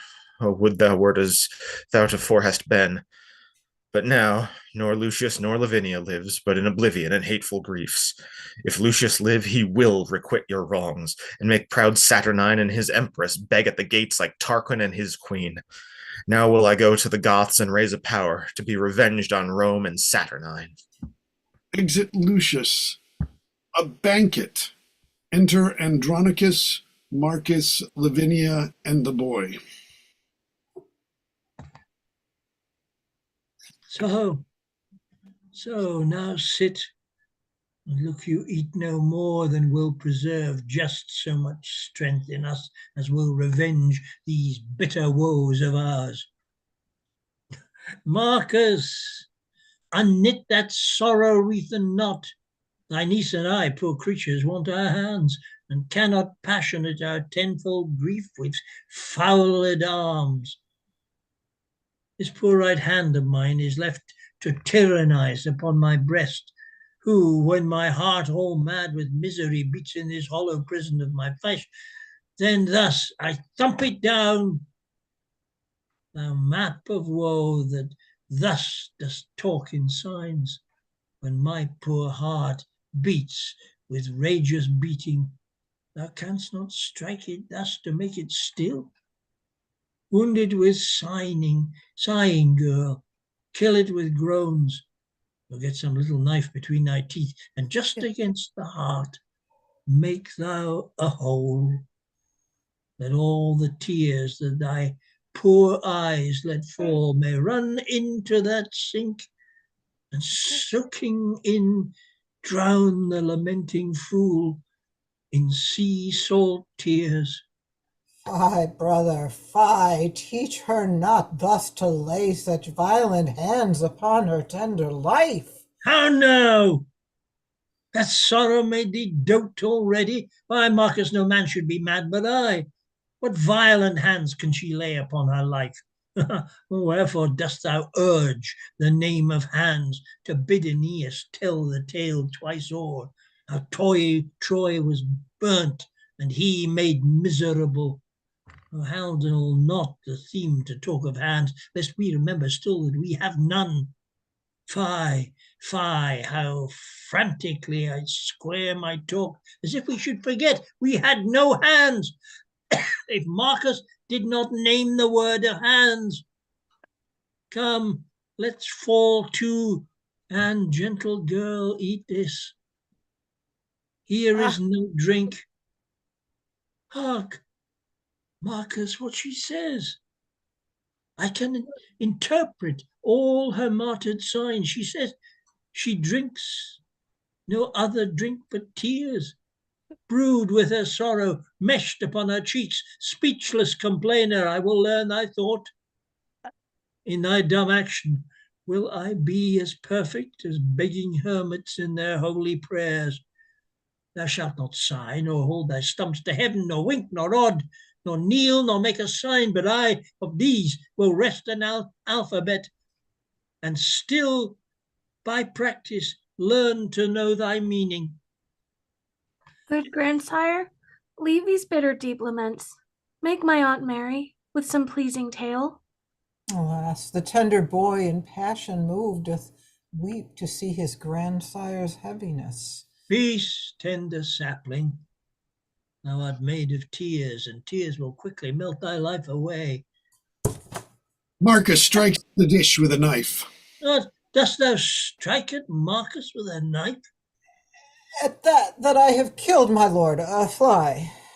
Out, out on the murderer! Thou kill'st my heart. Mine eyes cloyed with view of tyranny, a deed of death done on the innocent becomes not Titus' brother. Get thee gone. I see thou art not for my company. Alas, my lord, I have but killed a fly. But how? If that fly had a father and a mother, how would he hang his slender gilded wings and buzz lamenting doings in the air?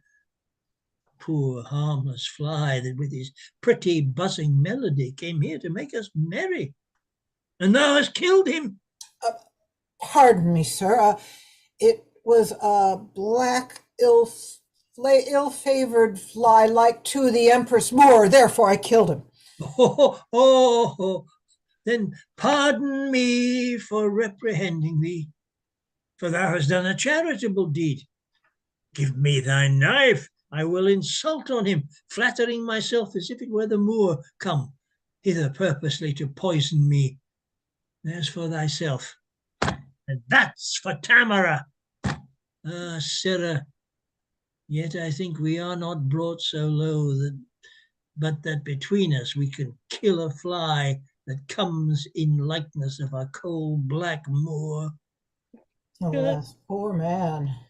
Grief so wrought on him he takes false shadows for true substances. Come, take away.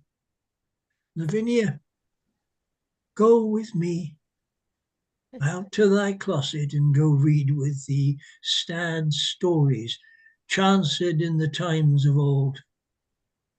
Come, boy, and go with me. Thy sight is young, and thou shalt read when mine begin to dazzle. Exeunt. Just want to note that scene is only in the folio. It wasn't in the earlier quarto. Actus Quartus. Enter young Lucius and Lavinia running after him, and the boy flies from her with his books under his arm. Enter Titus and Marcus. Help, grandsire, help! My Aunt Lavinia follows me everywhere. I know not why. My good Uncle Marcus, see how swift she comes. Alas, sweet aunt, I know not what you mean. Stand by me, Lucius. Do not fear thy aunt. She loves thee, boy, too well to do thee harm. When my father was in Rome, she did. What means my niece Lavinia by these signs? God, fear not, Lucius. Somewhat does she mean. See, Lucy, see how much she makes of thee. Some whether would she have thee go with her? Ah, boy, Cornelia never with more care read to her sons than she hath read to thee. Sweet poetry and Tully's orator. Canst thou not guess wherefore she plies thee thus? My lord, I know not I, nor can I guess, unless some fit or frenzy do possess her. For I have heard my Gansier say full oft, extremities of griefs would make men mad. And I have read that Hecuba of Troy ran mad through sorrow. That made me to fear, although, my lord, I know my noble aunt loves me as dear as e'er my mother did, and would not but in fury fright my youth, which made me down to throw my books and fly. Causeless perhaps. But pardon me, sweet aunt, and madam, if my Uncle Marcus go, I will most willingly attend your ladyship. Lucius, I will. How now, Lavinia? Marcus, what means this? Some book there is that she desires to see. Which is it, girl, of these? Open them, boy. And thou art deeper read and better skilled. Come and take choice of all my library, and so beguile thy sorrow till the heavens reveal the damned contriver of this deed. What book? Why lifts she up her arms in sequence thus? I think she means that there was more than one confederate in the fact. Aye, more there was, or else to heaven she heaves them to revenge. Lucius, what book is it she tosses so? Grandsire, 'tis Ovid's Metamorphosis. My mother gave it to me. For love of her that's gone, perhaps she could it from amongst the rest. So busily she turns the leaves. Help her. What would she find? Lavinia, shall I read? This is the tragic tale of Philomel, and treatise of Theras' treason and his rape. Rape, I fear, was root of thine annoy. See, brother, see, note how she quotes the leaves. Lavinia, wert thou thus surprised, sweet girl? Ravished and wronged as Philomena was? Forced in the ruthless, vast and gloomy woods? See, aye, such a place there is where we did hunt. Oh, had we never hunted there. Patterned by that the poet here describes by nature, made for murders and for rapes. Oh, why should nature build so foul a den, unless the gods delight in tragedies? Give signs, sweet girl, for here are none but friends. Roman lord it was durst do the deed, or slunk, not saturnine as Tarquinius that left the camp to sin in Lucrece' bed. Sit down, sweet niece. Brother, sit down by me. Apollo, Pallas, Jove, or Mercury, inspire me that I may this treason find. My lord, look here, Lavinia. This sandy plot is plain, Guide, if thou canst, this after me. I have writ my name without the help of any hand at all. Cursed be that heart that's forced us to that shift. Write thou, good niece. Here, display at last what God will have discovered for revenge. Heaven guide thy pen to print thy sorrows plain, that we may know the traitors and the truth. He takes the staff in her mouth and guides it with her stumps and writes. Oh, do ye read, my lord, what she hath writ? Stuprum, Chiron, Demetrius. What? What? The lustful sons of Tamara performed this heinous, bloody deed? Magni Dominator Poli tam lentus audis sclera tam lentus vides? Oh, calm thee, gentle lord, although I know there is enough written upon this earth to stir a mutiny in the mildest thoughts and arm the minds of infants to exclaims. My lord, kneel down with me. Lavinia, kneel. And kneel, sweet boy, the Roman Hector's hope, and swear with me as with the woeful fear and father of that chaste dishonored dame, Lord Junius Brutus, swear for Lucrece's rape, that we will prosecute by good advice mortal revenge upon these traitorous Goths, and see their blood, or die with this reproach. 'Tis sure enough, and you knew how. But if you hunt these bear whelps, then beware, the dam will wake, and if she wind you once, she's with the lion deeply still in league, and lulls him whilst she playeth on her back. And when she sleeps, will she do what she list? You are a young huntsman, Marcus, let it alone. And come, I will go get a leaf of brass, and with a gad of steel will write these words and lay it by. The angry northern wind will blow these sands like Sibyl's leaves abroad. And where's your lesson then? Boy, what say you? I say, my lord, that if I were a man, their mother's bedchamber should not be safe for these bad bondmen to the yoke of Rome.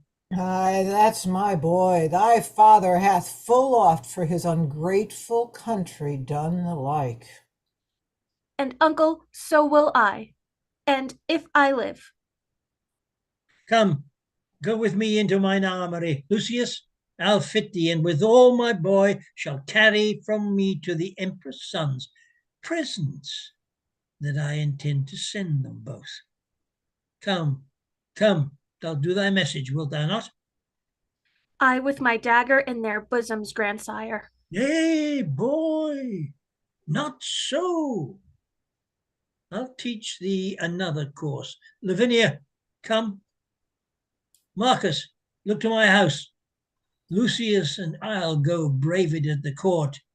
Ay, marry will we, sir, and we'll be waited on. Exeunt. Oh, heavens, can you hear a good man groan and not relent, or not compassion him?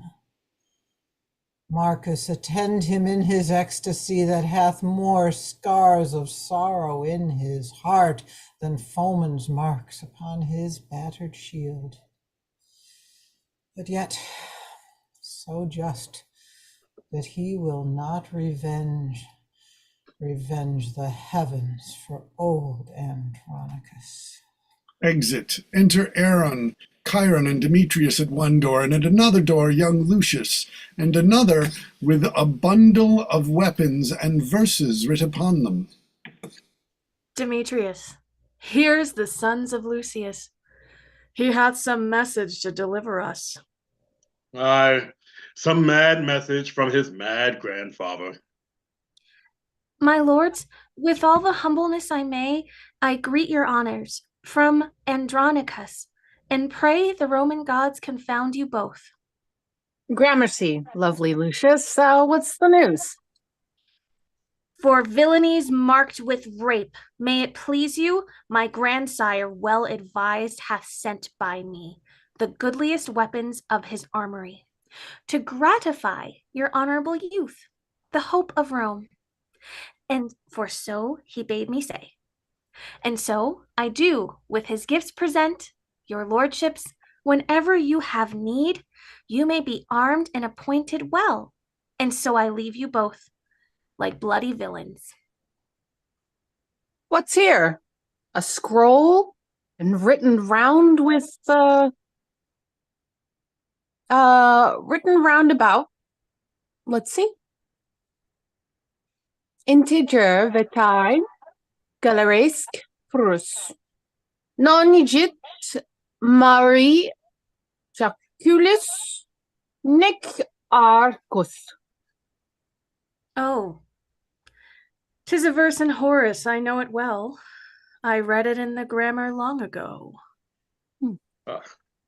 Just a verse in Horace. Right, you have it. Now, what a thing it is to be an ass. Here's no sound jest. The old man have found their guilt, and sends the weapons wrapped about with lines that wound beyond their feeling to the quick. But were our witty empress well afoot, she would applaud Andronicus' this conceit. But let her rest in her unrest a while. And now, young lords, was not a happy star led us to Rome, strangers, and more than so, captives, to be advanced to this height? It did me good before the palace gate to brave the tribune in his brother's hearing. But me more good to see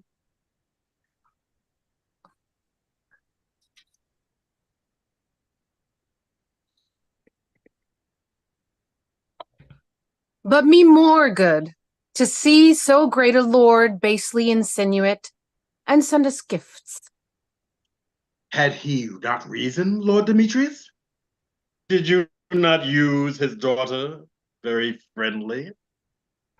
I would we had 1,000 Roman dames, as such a babe by turn to serve our lust. A charitable wish, and full of love.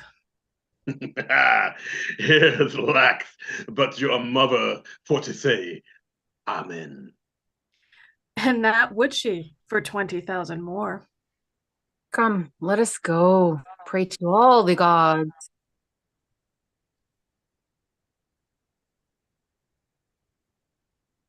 For our beloved mother and her pains.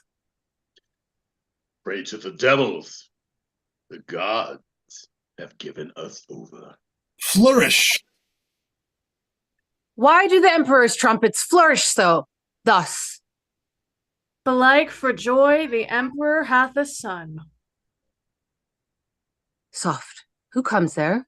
Enter nurse with the blackamoor child. Good morrow, lords. Oh, tell me, did you see Aaron the Moor? Well, more or less, or ne'er whit at all. Here Aaron is, and what with Aaron now? Oh, gentle Aaron, we are all undone. Now help, or woe betide thee evermore. What a caterwauling dost thou keep? What dost thou wrap and fumble in thine arms? Oh, that which I would hide from heaven's eye, our empress' shame and stately Rome's disgrace. She's delivered, Lord, she is delivered. To whom? I mean, she's brought a bed. Well, God give her good rest. What hath he sent her? A devil. Why, then she is the devil's dam, a joyful issue. A joyless, dismal, black, and sorrowful issue. Here is the babe, as loathsome as a toad. Amongst the fairest breeders of our clime, the emperor sends it thee, thy stamp, thy seal, and bids thee christen it with thy dagger's point. Oh, you whore! Is black so base a hue? Sweet blouse, you are a beauteous blossom, sure. Villain, what hast thou done? That which thou canst not undo. Thou hast undone our mother. And therein hellish dog thou hast undone. Woe to her chance and damned her loathsome choice. Curse the offspring of so foul a fiend. It shall not live. It shall not die. Aaron, it must. The mother wills it so. What? Must it, nurse? Then let no man but I do execution on my flesh and blood. I'll broach the tadpole on my rapier's point. Nurse, give it to me. My sword shall soon dispatch it. Sooner this sword shall plow thy bowels up. Stay, murderous villains. Will you kill your brother? Now, by the burning tapers of the sky that shone so brightly when this boy was got, he dies upon my scimitar's sharp point that touches this, my firstborn son and heir.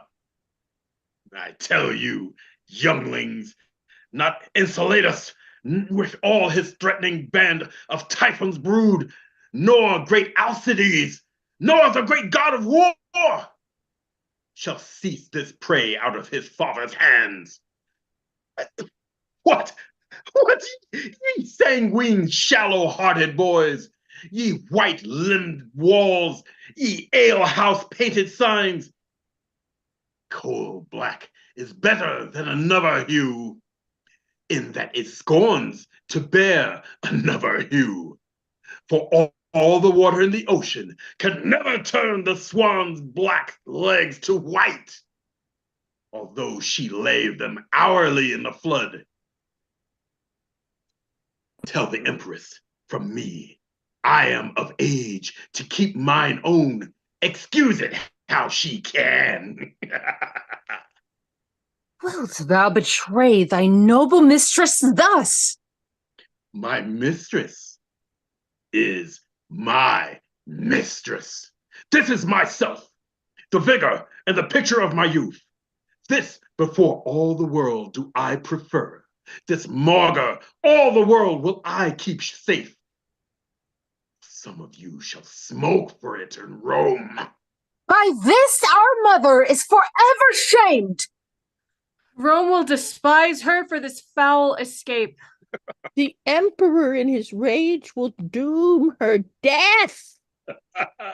I blush to think upon this ignominy. What? There's the privilege your beauty bears.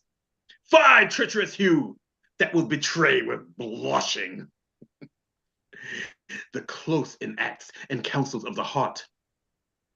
Here's a young lad framed of another leer. Look how the black slave smiles upon the father, as who should say, "Old lad, I am thine own." He is your brother, lords, sensibly fed of that self-blood that first gave life to you.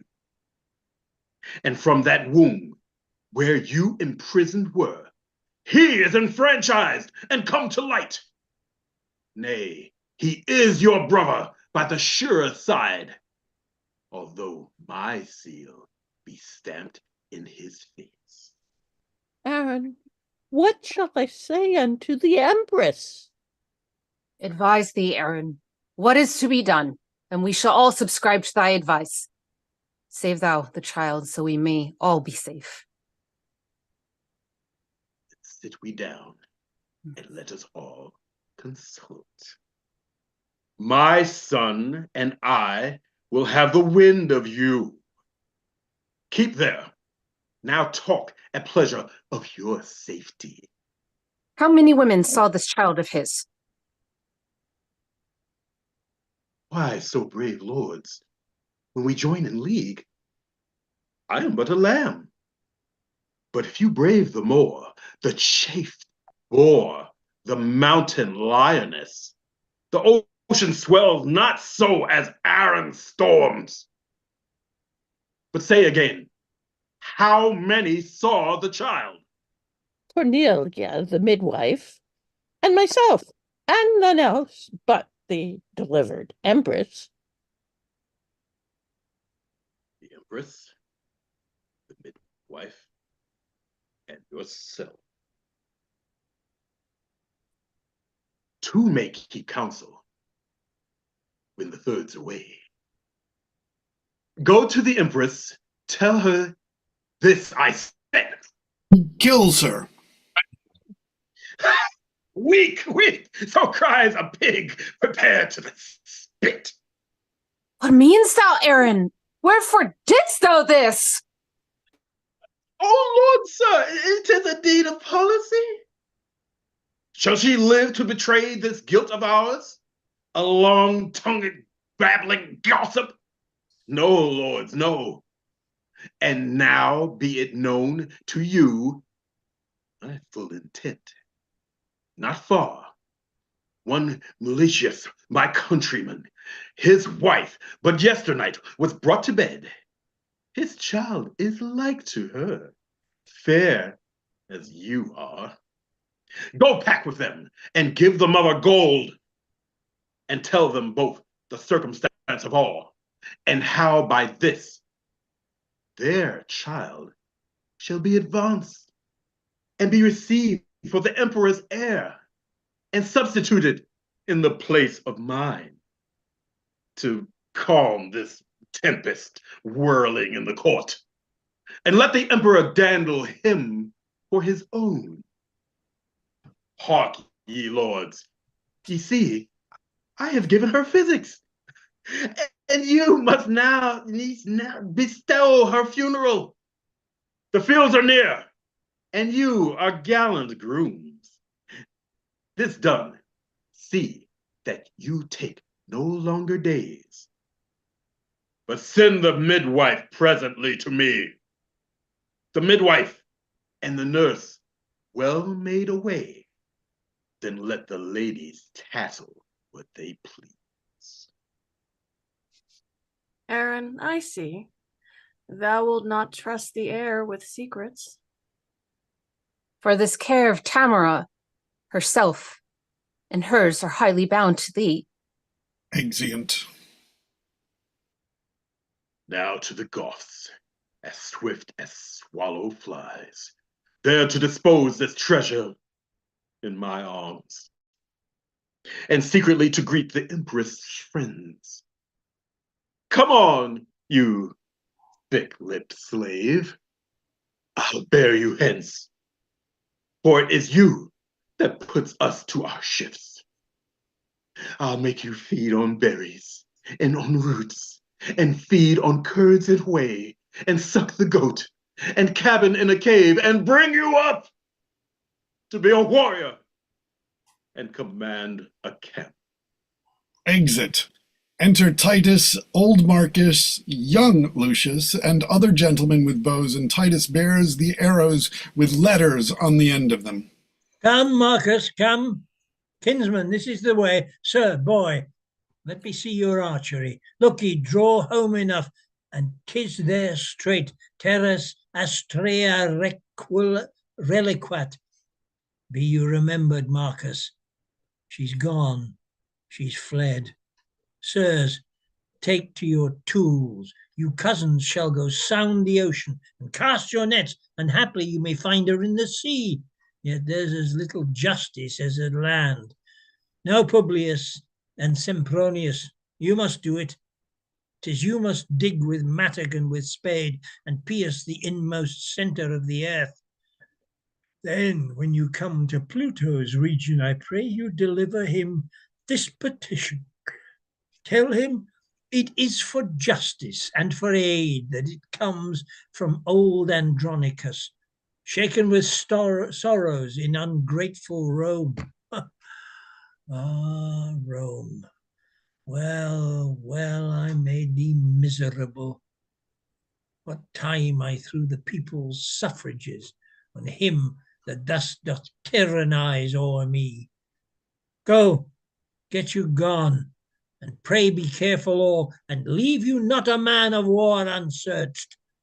This wicked emperor may have shipped her hence, and kinsman, then we may go pipe for justice. Oh, Publius, is not this a heavy case to see thy noble uncle thus distract? Therefore, my lords, highly us concerns, by day and night to attend him carefully, and feed his humor kindly as we may, till time beget some careful remedy. Kinsman, his sorrows are past remedy. I own with the Goths, and we with revengeful war take wreak on Rome for this ingratitude, and vengeance on the traitor Saturnine. Publius? How now? How now, my masters? What, have you met with her?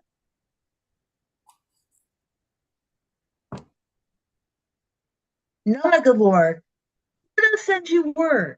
If you will have revenge from hell, you shall. Marry for justice, she is so employed. He thinks with Jove in heaven, or somewhere else, so that perforce you must needs stay a time. Yeah, he doth me wrong to feed me with delays. I'll dive into the burning lake below and pull her out of Akron by the heels. Marcus, we are but shrubs, no cedars we, no big-boned men, framed of the cyclops size, but metal, Marcus, steel to the very back, yet rung with wrongs more than our back can bear. And sith there's no justice in earth or hell, we will solicit heaven and move the gods to send down justice for to wreak our wrongs. Come to this gear. You're a good archer, Marcus. Gives them arrows. Ad Jovem, that's for you. Here, ad Apollonem, ad Martem, that's for myself. Here, boy, to Pallas, here, to Mercury, to Saturnine, to Caius, not to Saturnine. You were as good to shoot against the wind. To it, boy. Marcus, loose when I bid. Of my word I have written to effect, there's not a god left unsolicited. Kinsman, shoot all your shafts into the court. We will afflict the emperor in his pride. Now, masters, draw. Oh, well said, Lucius. Good boy in Virgo's lap. Give it, Pallas. My lord, I aim a mile beyond the moon. Your letter is with Jupiter by this. Publius, Publius, what hast thou done? See, thou hast shot off one of Taurus' horns. This was the sport, my lord, when Publius shot, the bull being galled gave Ares such a knock that down fell both the ram's horns in the court, and who should find them but the empress villain? She laughed and told the Moor he should not choose but give them to his master for a present. Why, there it goes. God give your lordship joy. Enter the clown with a basket and 2 pigeons in it. News from heaven. Marcus, the post is come. Sirrah, what tidings? Have you any letters? Shall I have justice? What says Jupiter? Oh, the gibbet maker. He says that he has taken them down again, for the man must not be hanged till the next week. Yeah, but what says Jupiter, I ask thee? Alas, sir, I know not Jupiter. I never drank with him in all my life. Why, villain, art thou not a carrier? I have my pigeon, sir, nothing else. But didst thou not come from heaven? From heaven? Alas, sir, I never came there. God forbid I should be so bold to press to heaven in my young days. Why, I am going with my pigeons to the tribunal plebs, to take up a matter of brawl betwixt my uncle and one of the imperial's men. Why, sir, that is as fit as can be to serve for your oration, and let him deliver the pigeons to the emperor from you. Tell me, can you deliver an oration to the emperor with a grace? Nay, truly, sir, I could never say grace in all my life. Sirrah, come in hither. Make no more ado, but give your pigeons to the emperor. By me thou shalt have justice at his hands. Hold. Mean, while he is money for thy charges, give me pen and ink. Sirrah, can you with a grace deliver a supplication. Aye, sir. Then here is a supplication for you. And when you come to him, at the first approach, you must kneel, and then kiss his foot, then deliver up your pigeons, and then look for your reward. I'll be at hand, sir. See you do it bravely. I warrant you, sir. Let me alone. Sirrah, hast thou a knife? Come, let me see it. Here, Marcus, fold it in the oration, for thou hast made it like an humble supplicant. And when thou hast given it to the emperor, knock at my door and tell me what he says. God be with you, sir. I will. Exit. Come, Marcus, let us go. Publius, follow me. Exeunt. Enter Emperor and Empress and her 2 sons. The Emperor brings the arrows in his hand that Titus shot at him. Why, lords, what wrongs are these? Was ever born an emperor in Rome thus overborne, troubled, confronted thus, and for the extent of eagle justice used in such contempt? My lords, you know the mightful gods. However these disturbers of our peace buzz in the people's ears, there naught hath passed, but even with law against the wilful sons of old Andronicus. And what any of his sorrows have so overwhelmed his wits? Shall we be thus afflicted in his reeks, his fits, his frenzy, and his bitterness? And now he writes to heaven for his redress.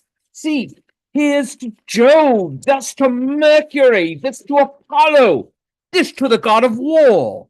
Sweet scrolls to fly about the streets of Rome. What's this but libeling against the Senate and blazoning our injustice everywhere? A goodly humor, is it not, my lords, as who would say in Rome no justice were? But if I live, his feigned ecstasy shall be no shelter to these outrages. But he and his shall know that justice lives in Saturninus' health, whom if he sleep, he'll so awake, as he in fury shall cut off the proudest conspirator that lives. My gracious lord, my lovely Saturnine, lord of my life, commander of my thoughts, calm thee, and bear the faults of Titus' age, the effects of sorrow for his valiant sons, whose loss hath pierced him deep and scared his heart, probably scarred also, and rather comfort his distressed plight, then prosecute the meanest or the best for these contempts. Why, thus it shall become high-witted Tamara to gloze withal. But Titus, I have touched thee to the quick, thy life-blood out.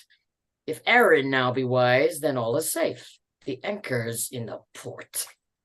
Enter Clown.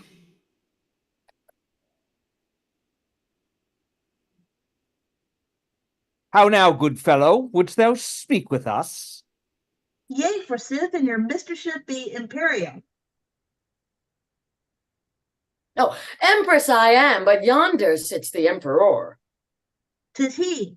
God and Saint Stephen give you good den. I have brought you a letter and a couple of pigeons here. He reads the letter. Go take him away, and hang him presently. How much money must I have? Come, Sirrah, you must be hanged.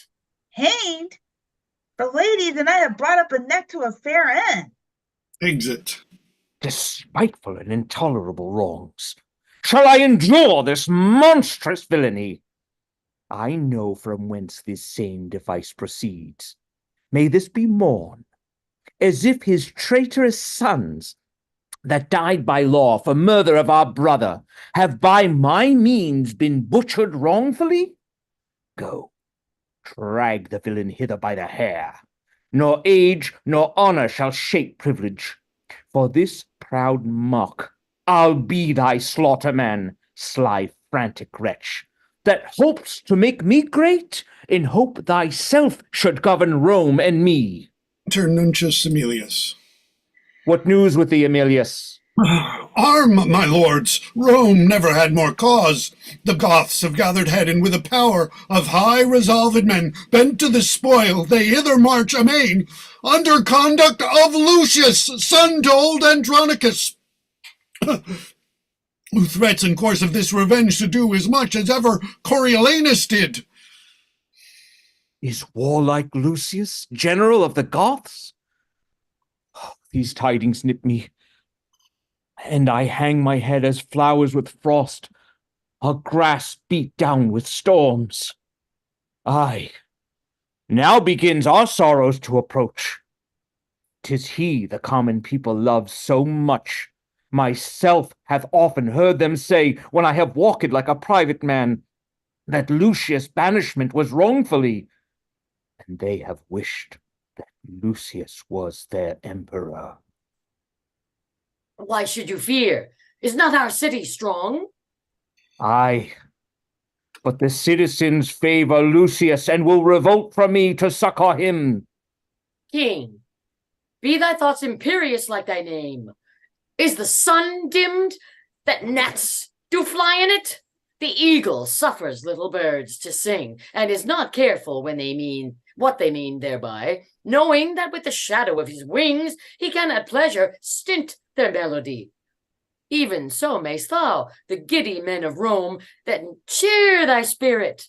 For know thou, emperor, I will enchant the old Andronicus with words more sweet and yet more dangerous than baits to fish or honey stalks to sheep, when, as the one is wounded with the bait, the other ratted with delicious food.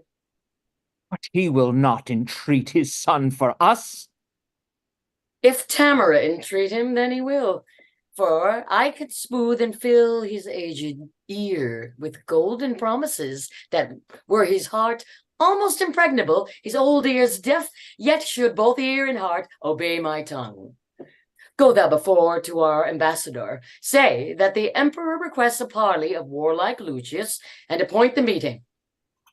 Emilius, do this message honorably. And if he stand in hostage for his safety, bid him demand what pledge will please him best. Your bidding shall I do effectually. Now will I to that old Andronicus, and temper him with all the art I have, to pluck proud Lucius from the warlike Goths. And now, sweet emperor, be blithe again, and bury all thy fear in my devices. Then go successantly and plead for him. Exit, Actus Quintus, flourish, enter Lucius with an army of Goths and with drum and soldiers.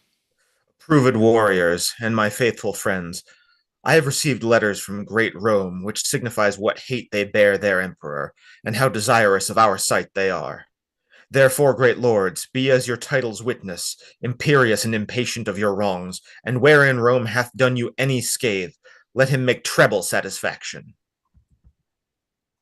Brave slips sprung from the great Andronicus, whose name was once our terror, now our comfort, whose high exploits and honorable deeds in grateful Rome requites with foul contempt. Behold in us, we'll follow where thou leadst, like stinging bees in hottest summer's day, led by their master to the flowered fields, and be avenged on cursed Tamara. And as he says, so say we all with him. I humbly thank him, and I thank you all. But who comes here, led by a lusty Goth? Enter a Goth, leading of Aaron with his child in his arms.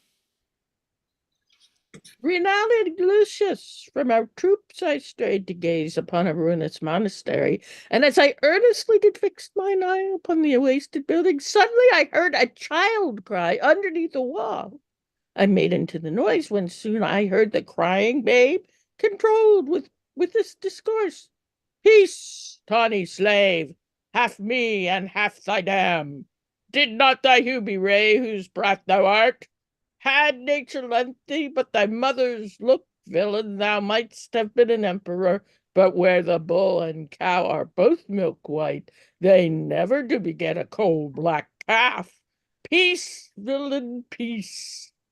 Even thus he rates the babe, For I must bear thee to a trusty Goth, who, when he knows thou art the Empress, babe, will hold thee dearly for thy mother's sake. With this, my weapon drawn, I rushed upon him, surprised him suddenly, and brought him hither to use as you think needful of the man.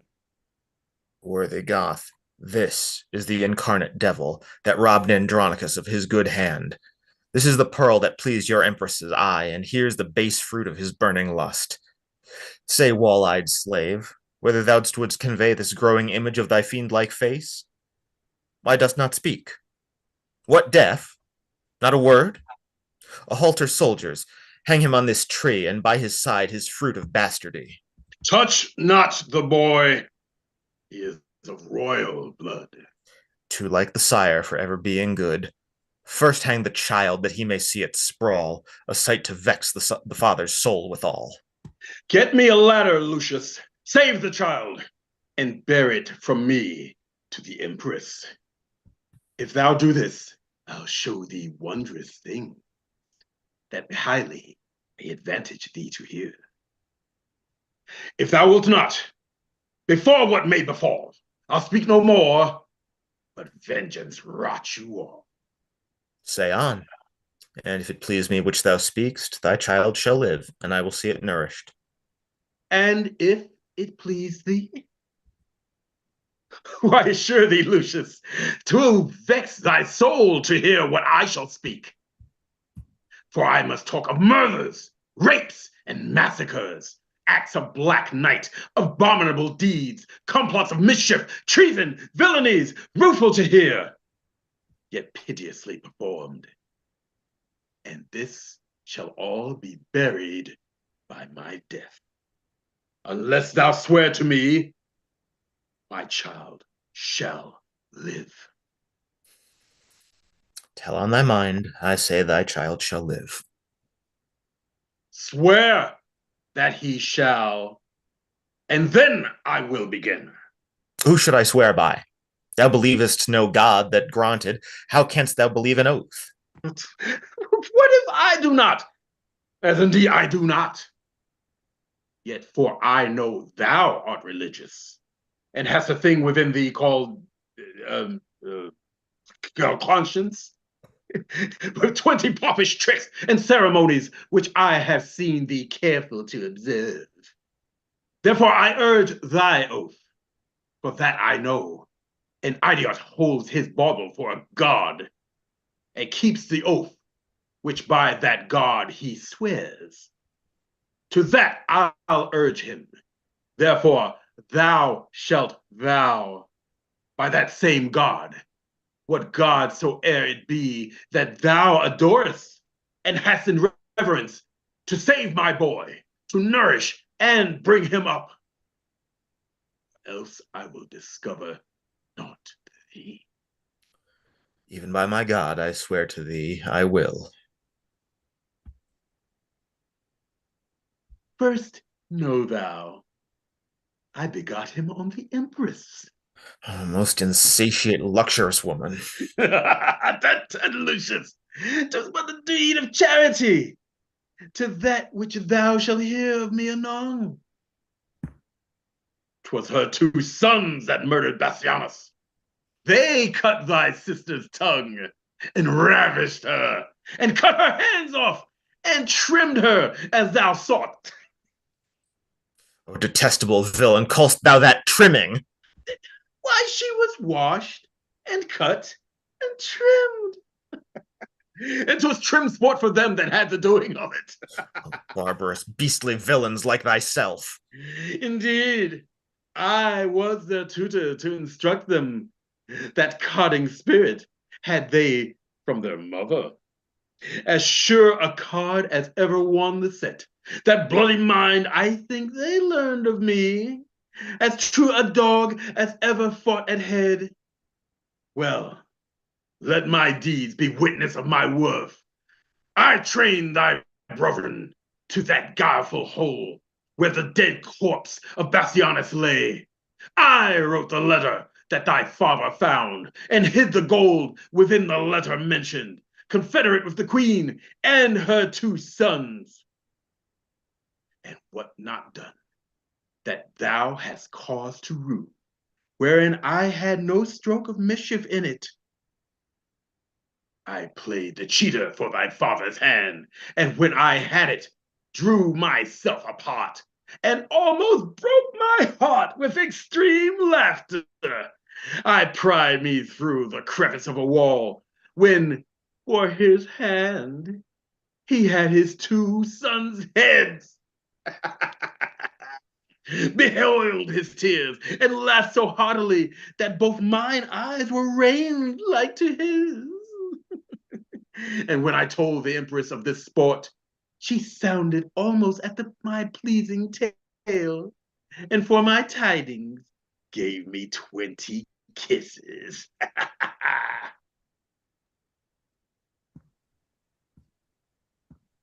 What canst thou say all this and never blush? I, like a black dog, as the saying is. Art thou not sorry for these heinous deeds? I, that I had not done 1,000 more. Even now I curse the day, and yet I think few come within few compass of my curse, wherein I did not some notorious ill, as kill a man, or else devise his death, ravish the maid, or plot the way to do it, accuse some innocent, and forswear myself, set deadly enmity between two friends, make poor men's cattle break their necks, set fire on barns and haystacks in the night, and bid the owners quench them with the tears.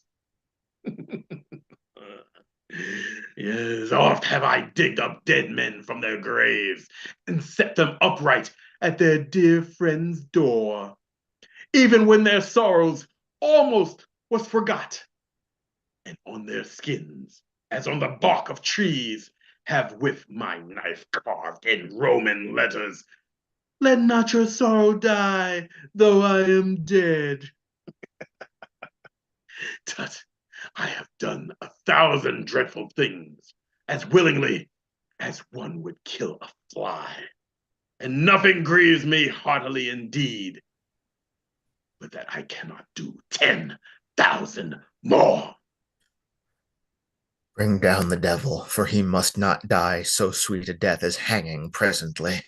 If there be devils, would I were a devil, to live and burn in everlasting fire, so I might have your company in hell, but to torment you, my bitter tongue. Sirs, stop his mouth and let him speak no more.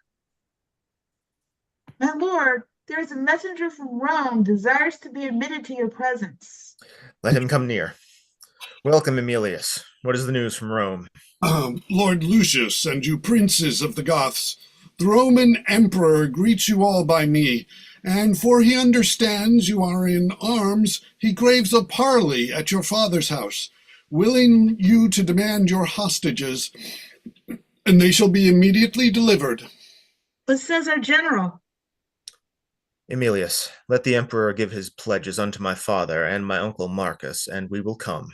March away. Flourish, exeunt. Enter Tamara and her 2 sons disguised. Thus, in this strange and sad habiliment, I will encounter with Andronicus and say, I am Revenge, sent from below to join with him and right his heinous wrongs, knock at his study, where they say he keeps, to ruminate strange plots of dire revenge.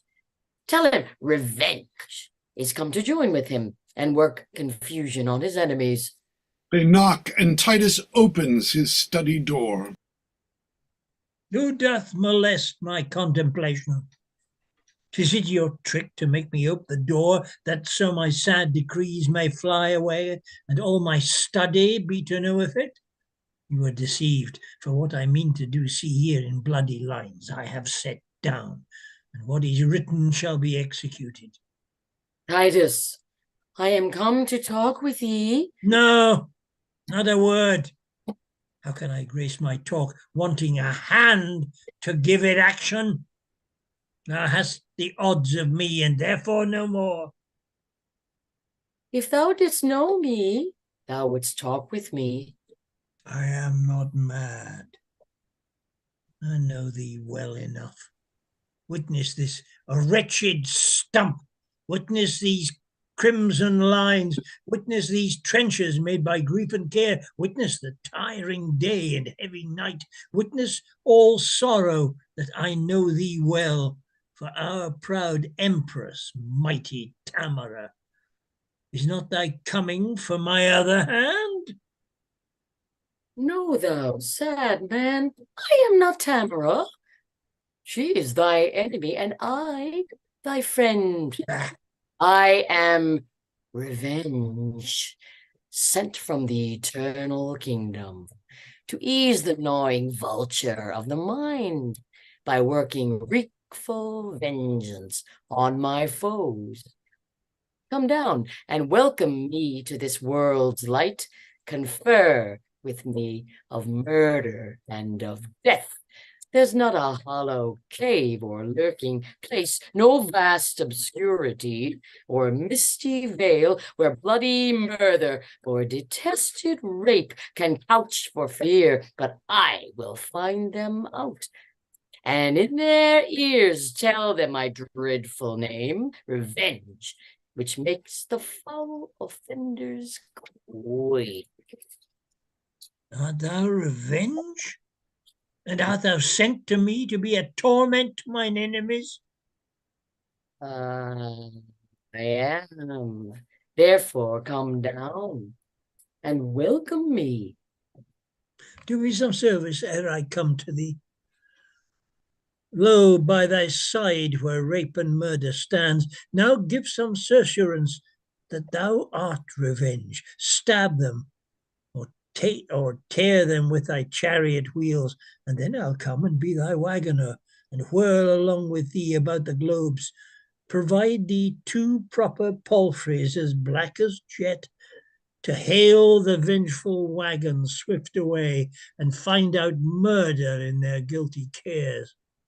And when thy car is loaden with their heads, I will dismount, and by the wagon wheel trot like a servile footman all day long, even from the epitons, rising in the east until his very downfall in the sea.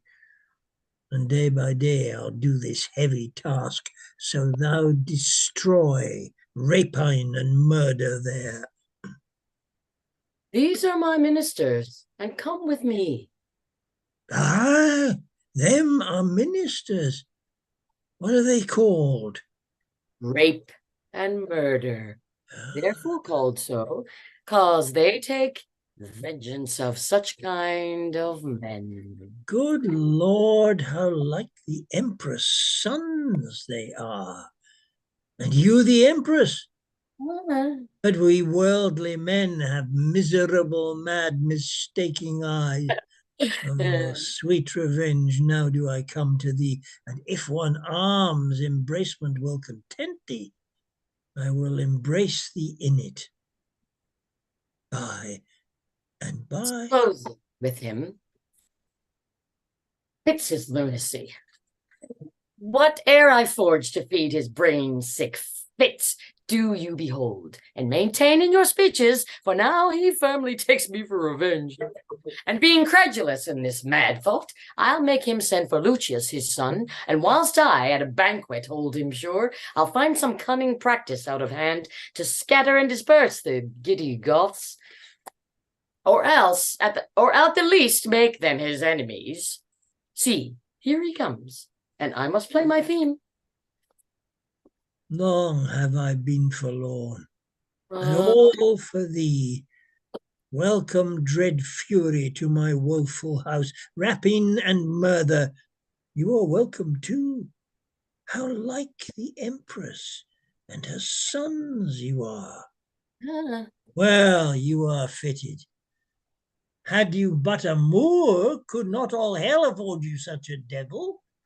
For well I wrote the Empress never wags, but in her company there is a Moor. Huh? Who represent our queen aright. It were convenient you had such a devil. Huh. Welcome as you are. What shall we do? What wouldst thou have us do, Andronicus?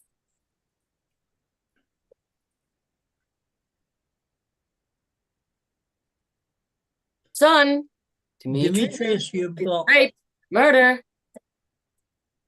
Show me a murderer, I'll deal with him. Show me a villain that hath done a rape, and I am sent to be revenged on him. Show me 1,000 that have done thee wrong, and I'll be revenged on them all. Look round about the wicked streets of Rome, and when thou find'st a man that's like thyself, good murderer, stab him. He's a murderer. Go thou with him, and when it is thy hap to find another that is like to thee, good rapine, stab him. He is a ravisher. Go thou with him, and in the emperor's court there is a queen, attended by a Moor. Well mayst thou know her by thy own proportion, for up and down she doth resemble thee. I pray thee, do on them some violent death. They have been violent to me and mine. Well hast thou lessoned us. This shall we do. But would it please thee, good Andronicus, to send for Lucius, thy thrice valiant son, who leads toward Rome a band of warlike Goths, and bid him come and banquet at thy house?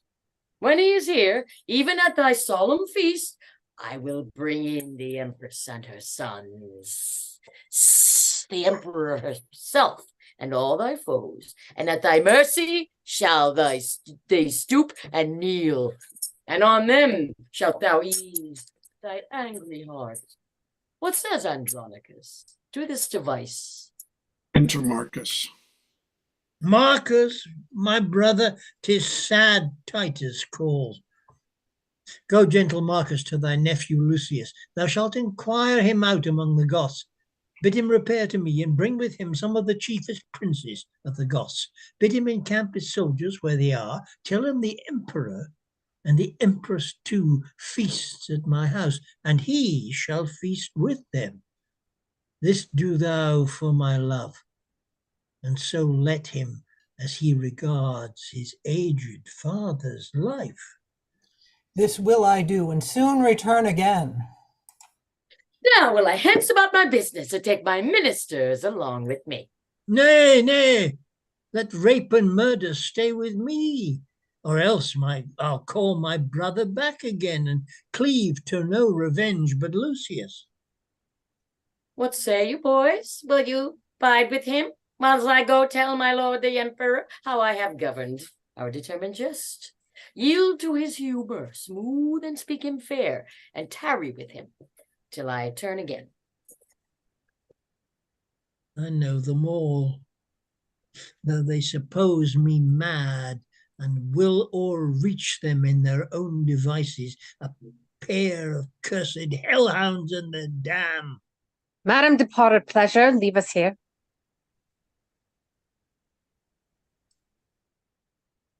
Farewell, Andronicus. Revenge now goes to lay a... Oh, shoot.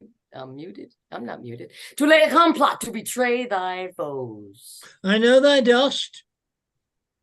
And sweet revenge, farewell. Tell us, old man, how shall we be employed? I have work enough for you to do. Publius, come hither. Caius and Valentine. What is your will? Know you these two? The empress's sons, I take them. Chiron, Demetrius. Fie, Publius. Fie, thou art too much deceived. This one is rape. It's murder. Rape, the other's name, and therefore bind them, gentle Publius. Caius and Valentine, lay hands on them. Oft have you heard me wish for such an hour, and now I find it. Therefore bid them bind them sure. Villains, forbear. We are the empress' sons. And therefore do we what we are commanded. Stop, close their mouths, let them not speak a word. Is he sure bound? Look that you bind them fast. Exeunt. Enter Titus Andronicus with a knife and Lavinia with a basin. Come, come, Lavinia, look. Thy foes are bound. Sirs, stop their mouths. Let them not speak to me, but let them hear what fearful words I utter. O villains, Chiron and Demetrius, here stands the spring whom you have stained with mud. This goodly summer with your winter mixed. You killed her husband, and for that vile fault 2 of her brothers were condemned to death. My hand cut off and made a merry jest.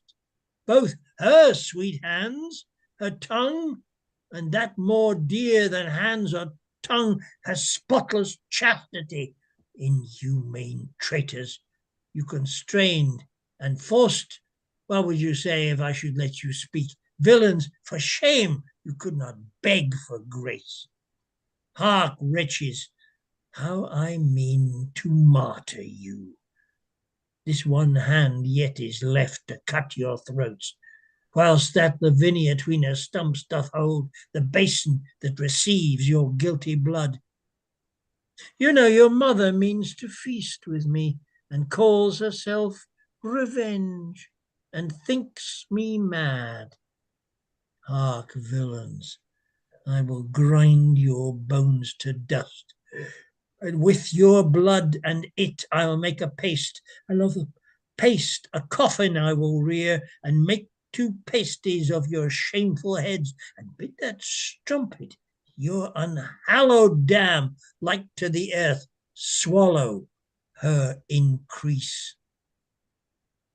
This is the feast that I have bid her to. This the banquet she shall surfeit on. For worse than Philomel you used my daughter, and worse than Prone I will be revenged. And now prepare your throats. Lavinia, come, receive the blood, and when they are dead, let me grind their bones to powder small, and with this hateful liquor temper it, and in that paste, let their vile heads be baked. Come, come, be every one officious to make this banquet, which I wish might prove more stern and bloody than the centaur's feast. He cuts their throats. Now bring them in, for I'll play the cook and see them ready 'gainst their mother comes. Exeunt. Enter Lucius, Marcus, and the Goths. Uncle Marcus, since 'tis my father's mind that I repair to Rome, I am content. And ours with thine befall what fortune will. Good uncle, take you in this barbarous Moor, this ravenous tiger, this accursed devil, let him receive no sustenance. Fetter him till he be brought unto the emperor's face for testimony of her foul proceedings, and see the ambush of our friends be strong, if e'er the emperor means no good to us. Some devil whisper curses in my ear, and prompt me that my tongue may utter forth the venomous malice of my swelling heart. Away, inhumane dog, unhallowed slave. Sirs, help our uncle to convey him in. The trumpets show the emperor is at hand. Sound trumpets. Enter Emperor and Empress with tribunes and others. What? Hath the firmament more sons than one? What boots it thee to call thyself a son? Rome's emperor and nephew, break the parle, these quarrels must be debated. The feast is ready, which the careful Titus hath ordained to an honorable end, for peace, for love, for league, and good to Rome. Please you therefore draw nigh and take your places. Marcus, we will. Ho, boys, a table brought in. Enter Titus like a cook, placing the meat on the table, and Lavinia with a veil over her face. Welcome, my gracious lord. Welcome, dread queen. Welcome, ye warlike Goths. Welcome, Lucius. and welcome all. Although the cheer be poor, 'twill fill your stomachs, please you eat of it. Why art thou thus attired, Andronicus? Because I would be sure to have all well to entertain your highness and your empress. Oh, we are beholding to you, good Andronicus. And if your highness knew my heart, you were my lord the emperor resolved me this. Was it well done of rash Virginius to slay his daughter with his own right hand because she was enforced, stained, and deflowered? It was, Andronicus. Your reason, mighty lord? Because the girl should not survive her shame, and by her presence still renew his sorrows. A reason mighty, strong, and effectual. A pattern precedent and lively warrant for me, most wretched, to perform the like. Die, die, Lavinia, and thy shame with thee, and with thy shame thy father's sorrow die. He kills her. What hast thou done, unnatural and unkind? Killed her for whom my tears have made me blind. I am as woeful as Virginius was, and have 1,000 times more cause than he. What? Was she ravished? Tell who did the deed. Wilt please you eat? Will please your highness feed? Why hast thou slain thine only daughter? Not I. 'Twas Chiron and Demetrius. They ravished her and cut away her tongue, and 'twas they that did her all this wrong. Go, fetch them hither to us, presently. Why, there they are both, baked in that pie, whereof their mother daintily hath fed, eating the flesh that she herself hath bred. Oh, 'tis true, 'tis true. Witness my knive's sharp point.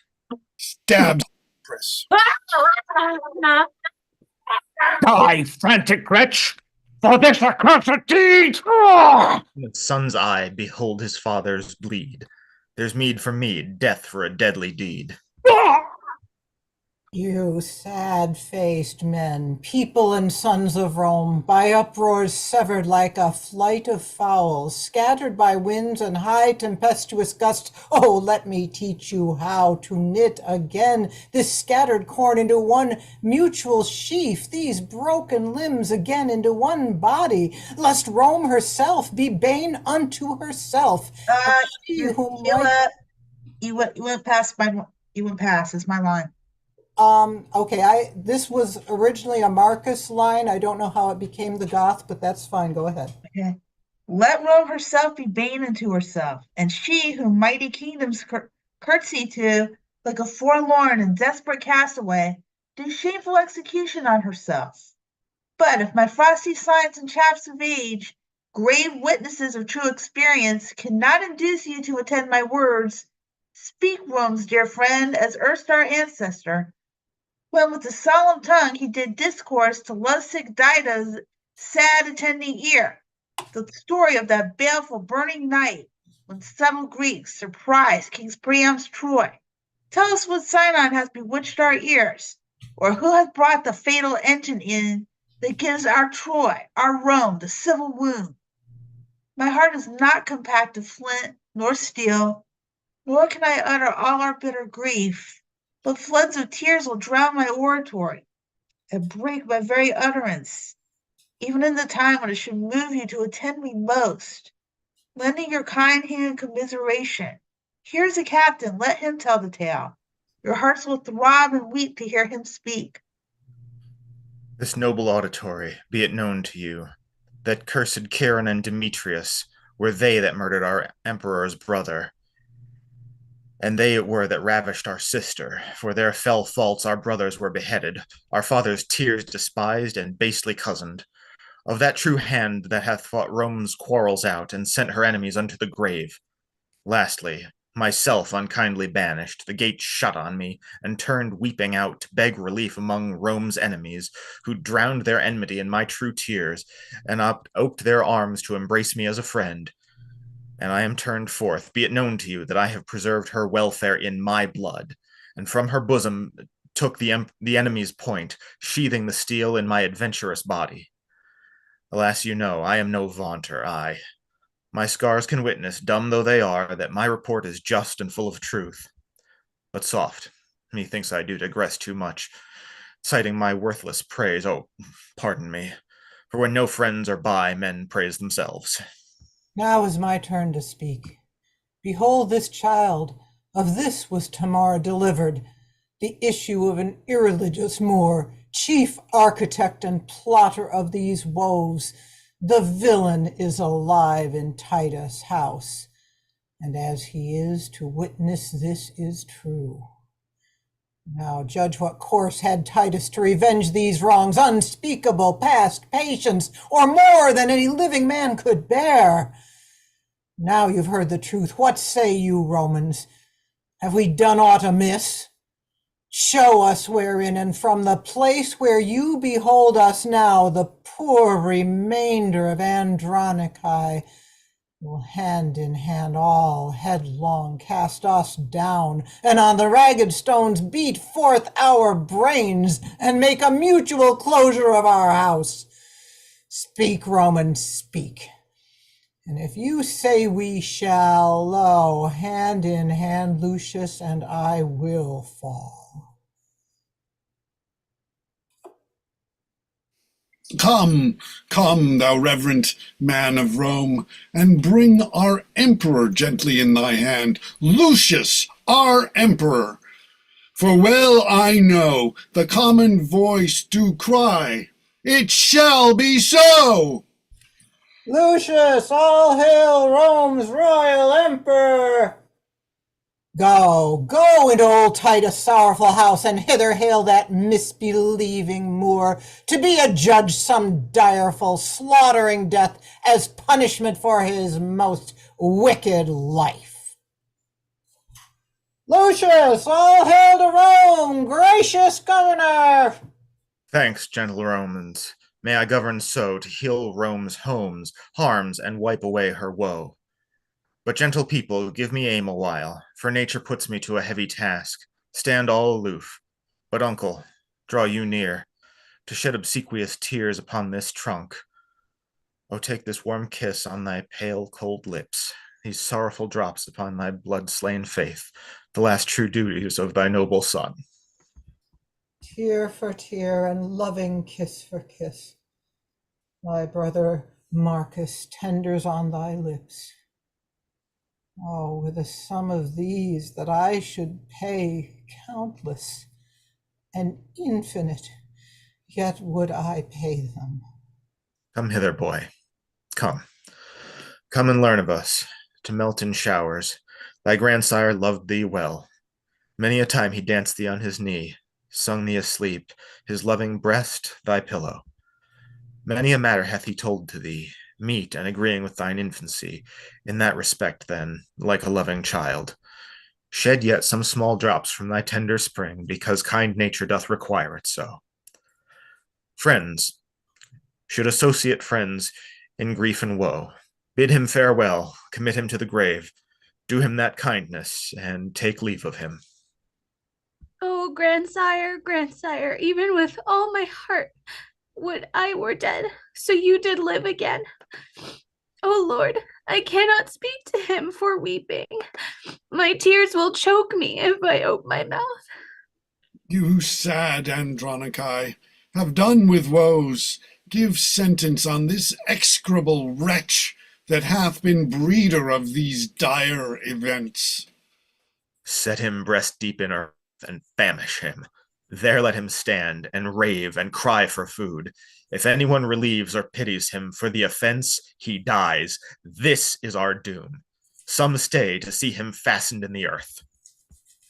Oh, why should wrath be mute and fury dumb? I am no baby I, that with base prayers I should repent the evils I have done. 10,000 worse than ever yet I did would I perform if I might have my will.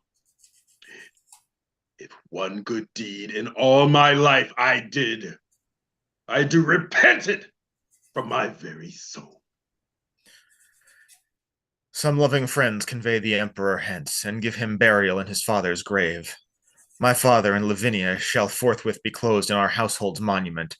As for that heinous tiger Tamara, no funeral rite, nor man in mournful weeds, no mournful bell shall ring her burial, but throw her forth to beasts and birds of prey. Her life was beast-like and devoid of pity, and being so shall have like want of pity. See justice done on Air and that damned Moor from whom our heavy haps had their beginning.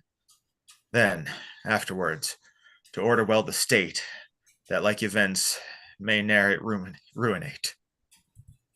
Exeunt omnes. Well done, everyone. And we got done just before. Yay! Oh, Great. Such a good. little romp in the park. Yeah. Yes, just the sort of thing, to take your mind off the fact that it's tax season, so. Ouch, thanks for reminding me. Oh, don't remind me, I've got to do the US taxes. I'm sorry. Take your mind off Trump and all his people like this. Sadly, one can't. That's my livelihood. Tax returns. Yes. I must say, Paul, that every time I do Titus, I understand it better. Not the character. I don't think the character is that complicated. It's how do you do it? Yeah. It's the process of telling this grotesque story and making it work. And every time I get the chance to do it, it becomes a little more fluid. And I realize you don't think about Titus that much. You just have to fly with it. Yeah. Yeah. It's good. Yeah. Good to meet all the new people. Welcome, Yes. Kate, Yeah. and Olivia, and Nicole. And So, Great work, you guys. You did really great. I saw this. So did Thank you, you. Brian. Aaron has got to be one of the best villains ever written. Yeah. He has absolutely But I always he's wish Shakespeare would. He is totally implausible in his villainy. I mean, Yeah, and the line, that thing called conscience. I don't know what that is. Yeah, but don't you all- He's totally don't you all wish- unapologetic. He just leans totally into it. So That's I right. respect that. Aaron has But don't you all wish redeeming that factors Shakespeare had lived in whatsoever. it? It's You know great. that Shakespeare surely thought and wanted to say, hey, y'all are making me and my people slaves. Screw you. But Yeah. he couldn't Yeah. say it in his time. He couldn't say it. And it's Yeah, just I was going with that. That is That's really totally what I frustrating. was leaning That is into. really Yeah. Is anyone in the Bay Area at all? No. My I'm in sister. Charlotte, North Carolina, so I'm totally on the other side of the country. San We're on the West Coast, but San Washington. Francisco, San Francisco. There are my brother lives in the Bay Area, but he has nothing to do with instant My Shakespeare. sister sells. There are some ISC grossly people over expensive on the real West estate. Coast. There are some ISC people on the West Coast, aren't there? Yeah. Aren't there? Yeah. Oh, James. Have them everywhere. We're up in Yeah. the Why- Cascade, yeah. though. Why they're did you bring spread up? all over the globe. Why did you bring up San Francisco? Because I'm in the Bay Area, so. Duh. Cool. Great work, Nicole. Pleasure to have you. Well, you see, when you introduce, work with Do you the thing live I find fascinating is to hear where everybody is. We've got people in Texas, we've got people in the Bay Area, I'm in London. So when you Nicole? introduce yourself, say where you are at the moment, because Yeah, it that's a good idea. gives this That's global feel to instant Shakespeare. And That's all cool. of us, Do you all of live us in weirdos Berkeley? in the back of beyond. Please, Virginia, cool it. Shush. All of us around the globe like to know that this is basically a global wide group now. And Nicole, do you live in Berkeley? No, I'm in Oakland. Aha. Oakland, all right. Yes, great. The Well, football team just moved to Las Vegas, all right. No, what I'm in Las Vegas. I'm living with my brother at the moment. I just moved back from London, Really? where I was Oh, there good. for 4 years. Where I were went to you? GSA for grad school, and then I moved to Tooting. Oh, Tooting, Tooting. Okay. Yeah. I'm down in Lewisham, southeast, Yeah. SE26. Yeah, it was so nice. I was like, oh, yay, London. No. Yeah, yeah, it's great. Have So, you, I have like you to seen Penn hear and where Teller? everybody is.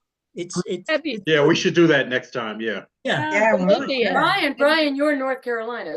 North Yeah, I started in I'm from Brooklyn, and I started with you guys in New York. I moved, and I was afraid, oh man, I can't do this anymore. But then they started doing the Zoom meetings, so there was one good thing that came out of COVID. That's absolutely COVID. brilliant. Yeah. That's it, Brian. Exactly the same You've got thing it. happened to me when I moved to Houston. Yeah. Olivia, Before have COVID. you, Because I Olivia, was in the first season of Instant Shakespeare, way Wow. back, How do you 25 like years that, ago. everybody? God, I hate Olivia, to think it's 25 years, for have God's sake. you, Wow. have you, And when seen- COVID hit and Paul managed to get us going have on you Zoom. seen Penn and Teller? Because Teller has been in some of our shows. Oh, really? Yeah, he No, has. I Yeah. haven't. I heard I should go see it. Yeah. TV It's show. good. You can mention my name. Okay. Good, good, Yeah, good. I will. Well, I'm going to. And you see, Paul, you're a savior. Yeah. We He's a revere unifier. you. Yeah.